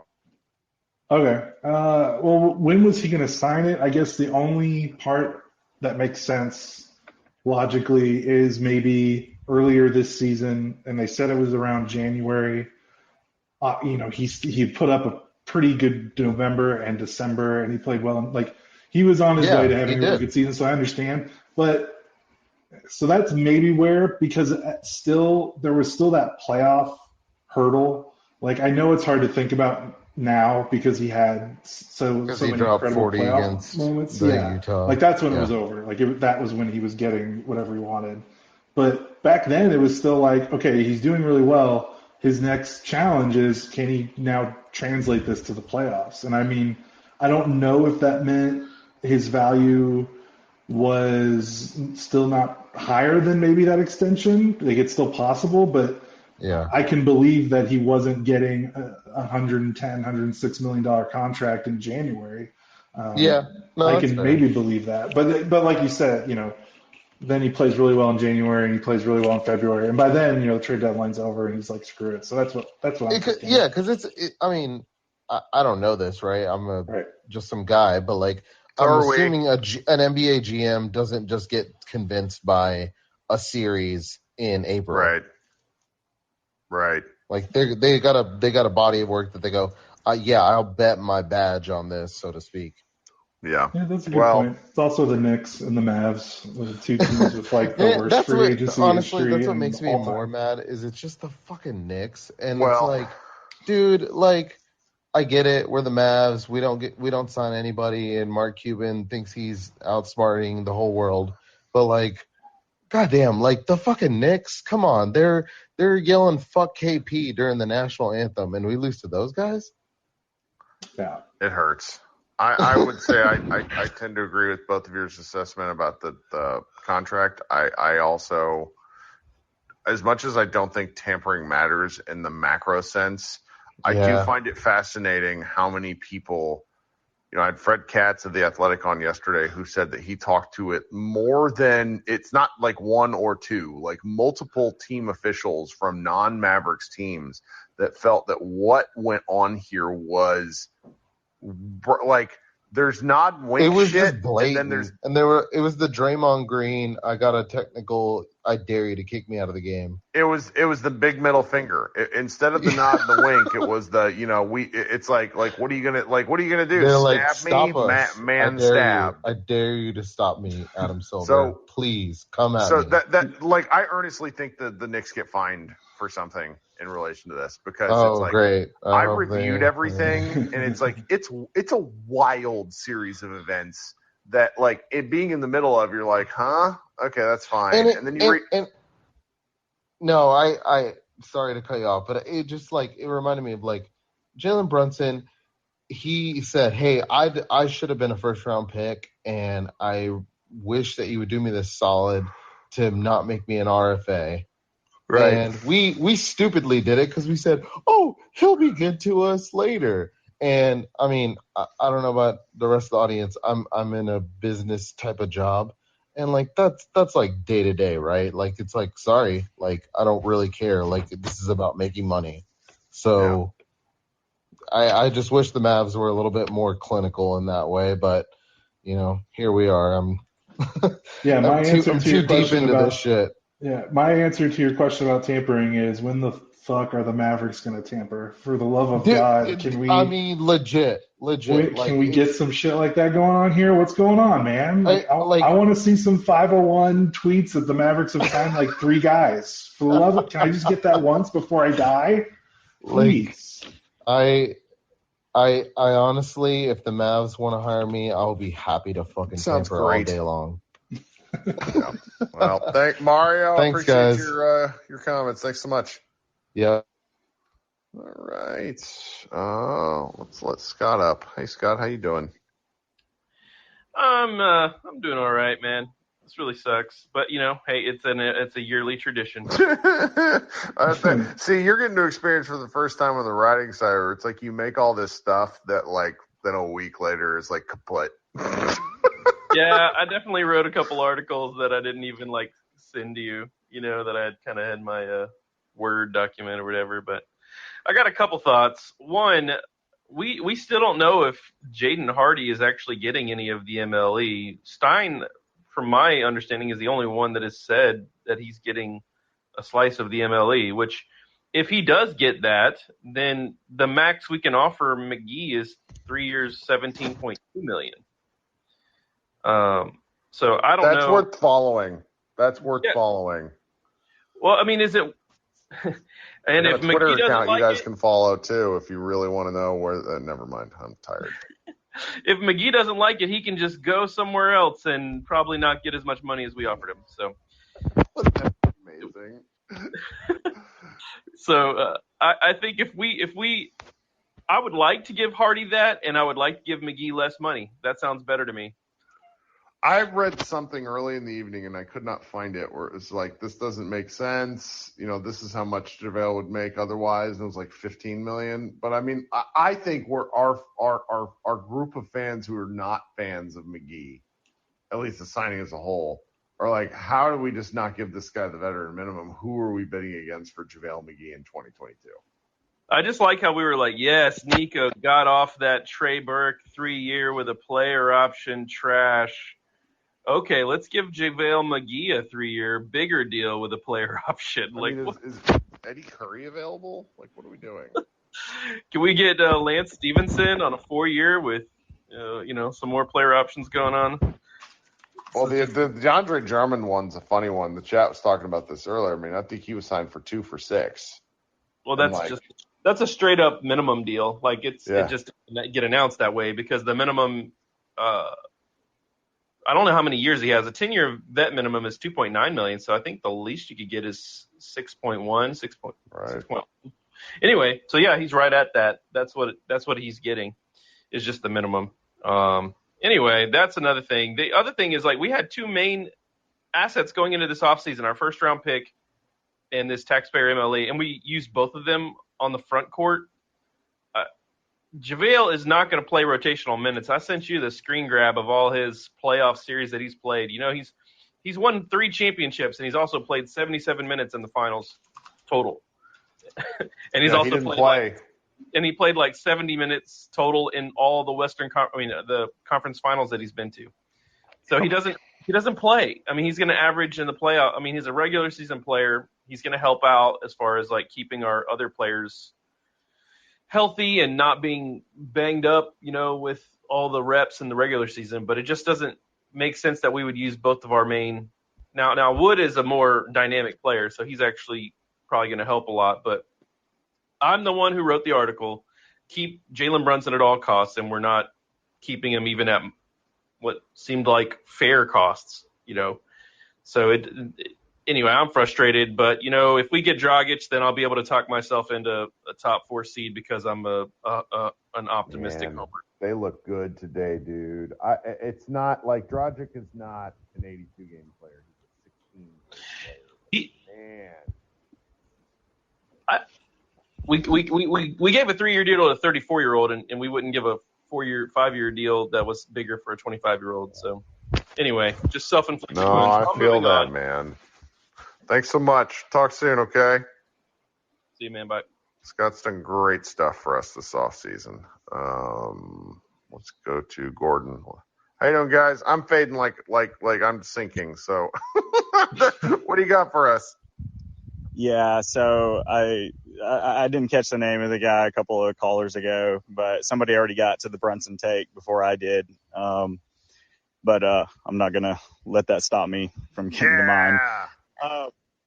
So I don't really I just don't really, I can't really envision a world where Brunson signs for 4.55. So it's kind of hard for me to put us not extending him, at the feet or on the shoulders of, Mark Cuban and the organization. I mean, I think Josh, said something about, he ended up, obviously signing, for much more than that, but it's like that 4.55. I mean, like that's his floor, right? So like, why, in what world does he sign? Does he extend for that? I just don't see it, but maybe there seems to be like some sort of, I never want to tell anyone how to feel. I used to do that a lot.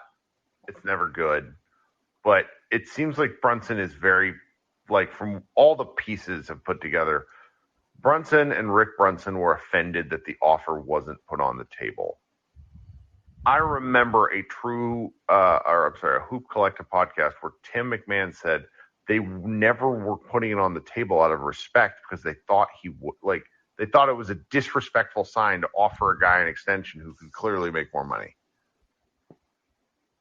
Yeah, well, so then why do we believe that they would be like? Why do we believe that they would be truly insulted by that? It's like that just smells to me. Like I don't. You know what I think of? I think of Michael Jordan explaining, the whole like the meme where he's like, I took that. That's like I took it personally. Like it's a contrived slight, is what I think it is. I think so too, and I think I'm more likely to believe that he was always going to be a Knick or, he was just going to go wherever his dad went, that Rick Brunson wanted a job and that it was just, a sort of a not very well kept secret, in league circles that, if you want Brunson, then, you're going to have to, give his dad a spot on the bench. Yeah. If it was so predestined, why didn't they trade him then? I mean, that's the big argument. Lots of people I've talked to think they should have traded him at the deadline. That's a really good point. That's the part I don't get. Like, if we're sitting here and we're not, like, Kirk is very complimentary that, I'm a quote unquote real journalist, but I don't know that much. I don't know any more than you guys a lot of the times. And like, if we're figuring that out, how is your front office not figuring that out? I think because of how little money he made. Like, you can't recoup value for a $1.5 million contract. Like, the Mavericks, like we're gonna look back on this one day, and maybe this is like if Scott's like, you know what, I really want to be mad, and we put him down like the path of like researching Mavericks draft stuff. Like, they have had bad books for, like, the 2019 was like, oh well, we signed a bunch of guys to value deals. But then you let artificial cap space go away, et cetera. And then they signed Porzingis to a terrible deal. And then they took back, like, Dinwiddie's contract sucks. Like, I like Dinwiddie, but his contract is stinky. And then there's Davis Bertans, who gets paid until like 2027. It's insane. And so it just, all these little things add up, and all of a sudden the Mavericks books are bad. Yeah, well, so, like, is it so hard to believe then that maybe the Mavericks thinking is, okay, so he's not going to sign for $455. Like, he's just not going to do that. But, and yes, like, Rick wants a job somewhere and wants to take him, wherever it is that he goes. But he's not going to be making, 4106 or anything like that. It's not like he's going to, carry us while Luka is out for the first 3 games, against Utah. Like, we can sign him, we can give him that 5th year that nobody else can give him. And, we're going to be able to pay him, $3 or $4 million, more a year than anybody else is going to, along with that 5th year. And so, like, we'll get him, no matter what. Yeah. I feel like the Mavericks have made a lot of assumptions like that in the last 4 or 5 years, and they're batting like 10% on them. So, yeah. So I think really quick. I know, Kirk, you said you were fading, so I'll make this quick. But, I think that Mark's biggest mistake has been that he has managed the franchise as though, and I know I'm singing to the choir here, but he's managed the franchise as though it were a free agency destination, and it's clearly not. Yep. It's clearly not. I don't think I've ever phrased it like that, but that's a good take. But I would say, and I think there's an old biblical proverb about not singing songs to a heavy heart, but I'm going to do it. The last 20 years have been really great. Outside of the obvious free agency destinations, it's a lot easier to run a franchise like that. Outside of those, you have Golden State. If you take, if you exclude those, and then we also include the other franchises outside of those free agency destinations, that where things have gone really well. You have Golden State, and they have just spent out the wazoo. And I think that, sometimes we kind of expect that Mark should do that. And, I want him to, but it's not my money. And you have the Spurs. But outside of those 2 teams and the obvious, like I said, free agency destinations, the Lakers and the Heat and teams like that, I mean, I think you'd be hard pressed to find a franchise that has had a better, last 20 years. Now, I know a lot of that was because of Dirk, and like Dirk was not drafted like when Mark owned the team. Like, that's for sure. But it's been a really great last 20 years. So I know you're right. We had like 2 down years, and then they drafted Luka. Right. Anyway, just wanted to say I'm a bit of a Mark apologist. Like, he's made a lot of mistakes, but things have, gone really well the last 20 years, like since he's owned the team. And yeah, anyway. Appreciate you, Gordon. Thanks for hanging out. Yep. Thanks, Kirk. All right. Jim, what's up, dude? Michael, you're last after Jim. What's up? Yeah, I know. But yeah, no, it's just that point in the night. Like I'm hungry. So I wanted to do That's the point in the night it is. Where it's like I should go to bed if I'm hungry, That's fair. Like, what's your late night drive-through go to? Whata? Like, see, now me, I just go eat like an entire box of Cheez-It Grooves while playing video games. Oh, and I the piss off all my Grooves. friends. Oh. Yeah. Oh, nice. Okay, so I wanted to do like a thought exercise on. I know it's late for this, but what seems the more likely path for the future of the Mavericks franchise? For them to be a asset accumulation team. So if you look at Phoenix and Dallas, they were both in the same place in the gutter in 2018 when they both drafted first and third respectively. Now Phoenix, getting Chris Paul, drafting well, they're able to be in the sweepstakes for Kevin Durant. Just, out of the blue, the next star that's available, boom, Phoenix is right there as a team that can, just show up and provide players, picks, pick swaps, that type of thing. What's it going to take for Dallas to get to that point? Thinking optimistically. I know this has been so negative all night, but it's just, God. I have hope. I just want to have hope. As much as, I don't trust Mark Cuban at all. As an owner, leader, I mean, what he's doing with this cost-plus drugs thing, that's cool. But, come on. As owner of the Mavericks, this has just been despicable. I don't want to get into it. So there's that option that seems more likely. Or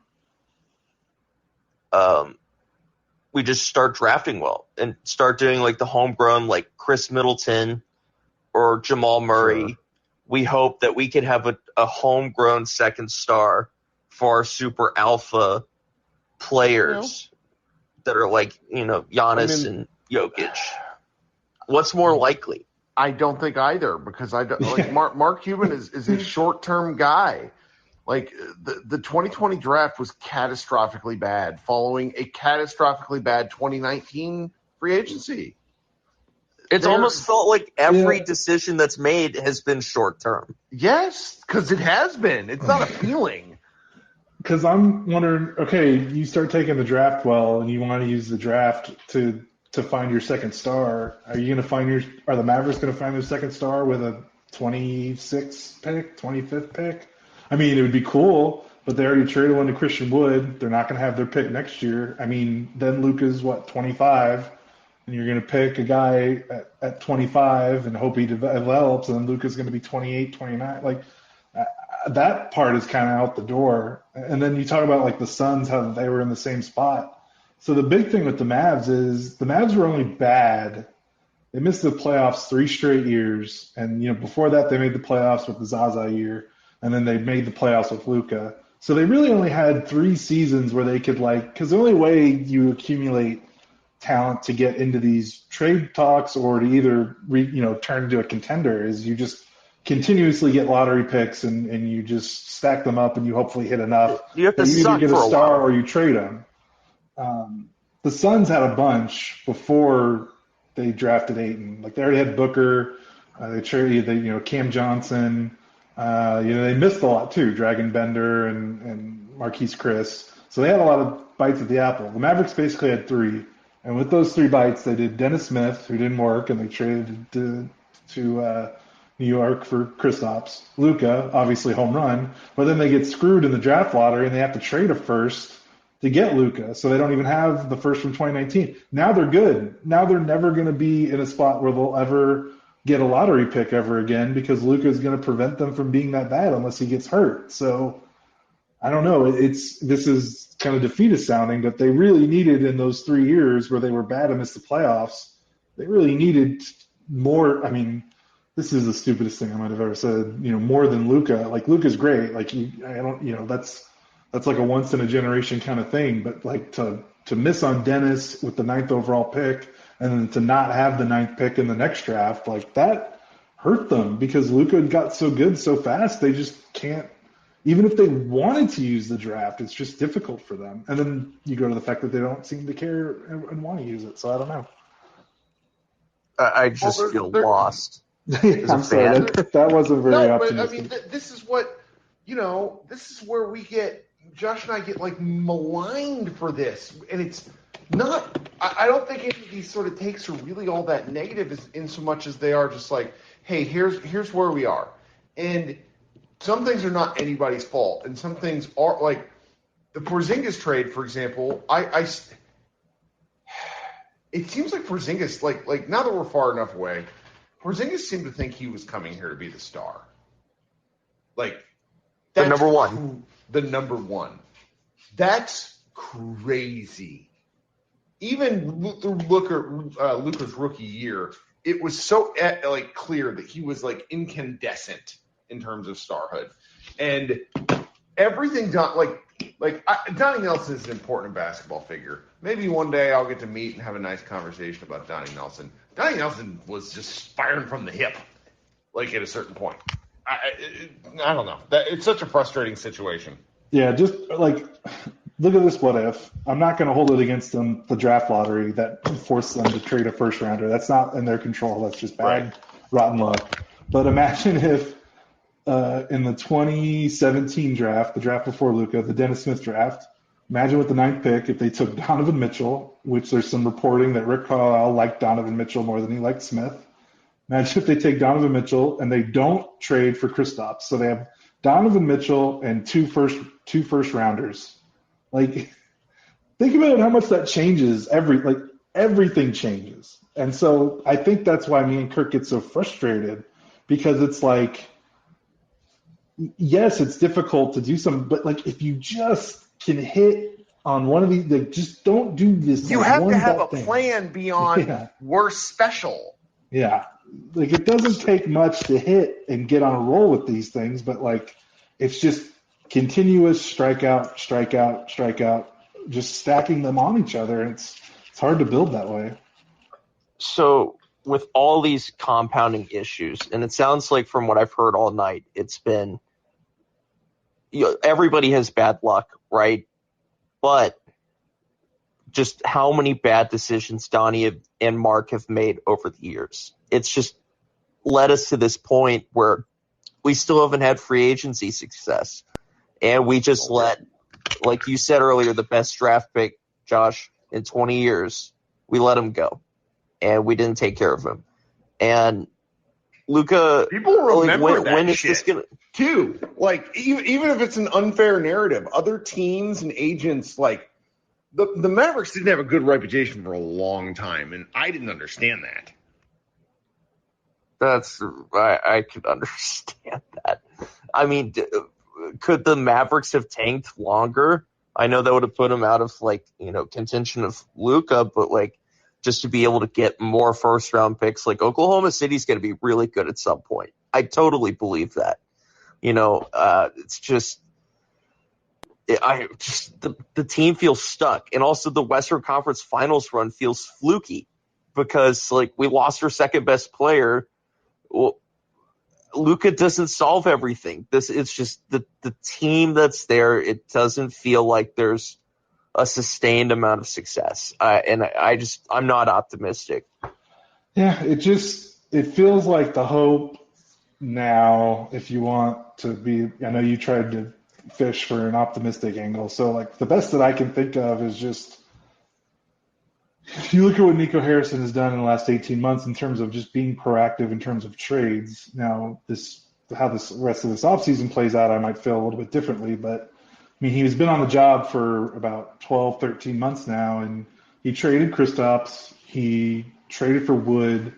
Those are some pretty big roster shakeups. Dinwiddie worked out more than my wildest dreams. I thought he would have been a negative asset.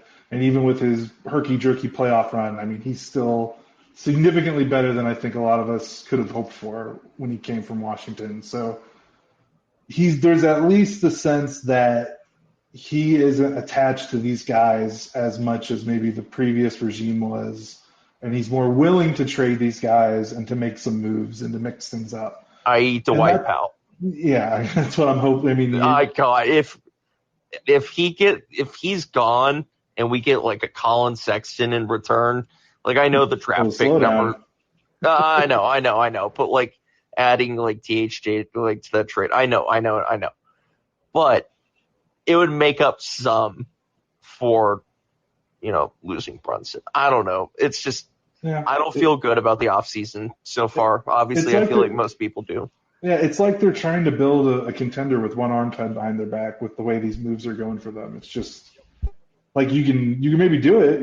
They're just making it hard on themselves, and it's unfortunate.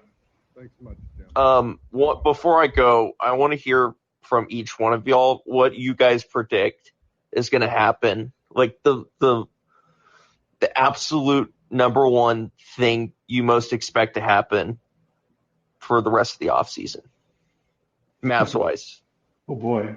I guess I'll go first. I mean, is this a cop out to say they're gonna sign Dragic? Like this is the summer? Like I feel like that's gotta happen. They've got 3 more roster spots to fill, so I feel pretty confident that that's gonna happen finally this summer.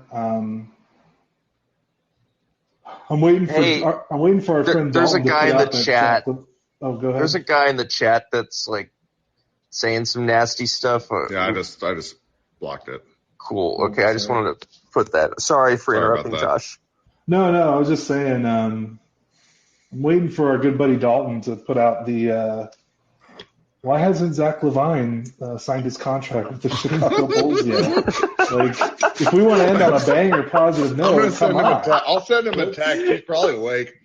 Let's start. What do we got to start sacrificing the goats? Like, what do we got to do? Start doing some seance sessions? Like, it's time. I'm all for it. Let's build the spirit bomb from Dragon Ball. Like, what are we doing? Let's do it. Oh my god! What about you, Kirk?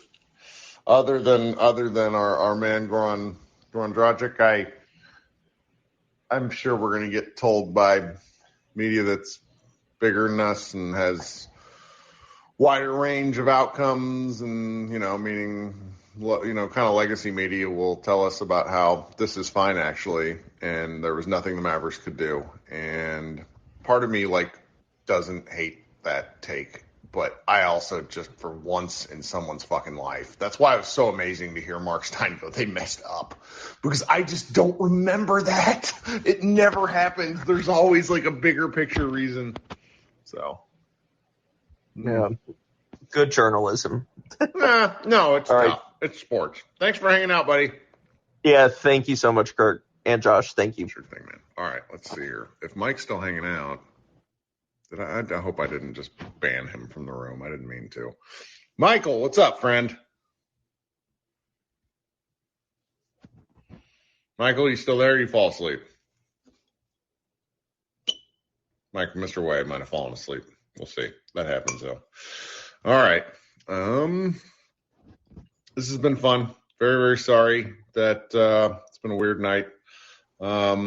But free agency is weird, and what better to do than share it with other weirdos. So this has been Kirk and Josh Bowe, who can't tell you how appreciative I am of him spending part of his night doing this. Josh, we will probably talk a little later in the weekend if more free agency happens. Oh, for sure. I'm looking forward to it. All right. Be good, guys. Have a great Friday. Talk soon.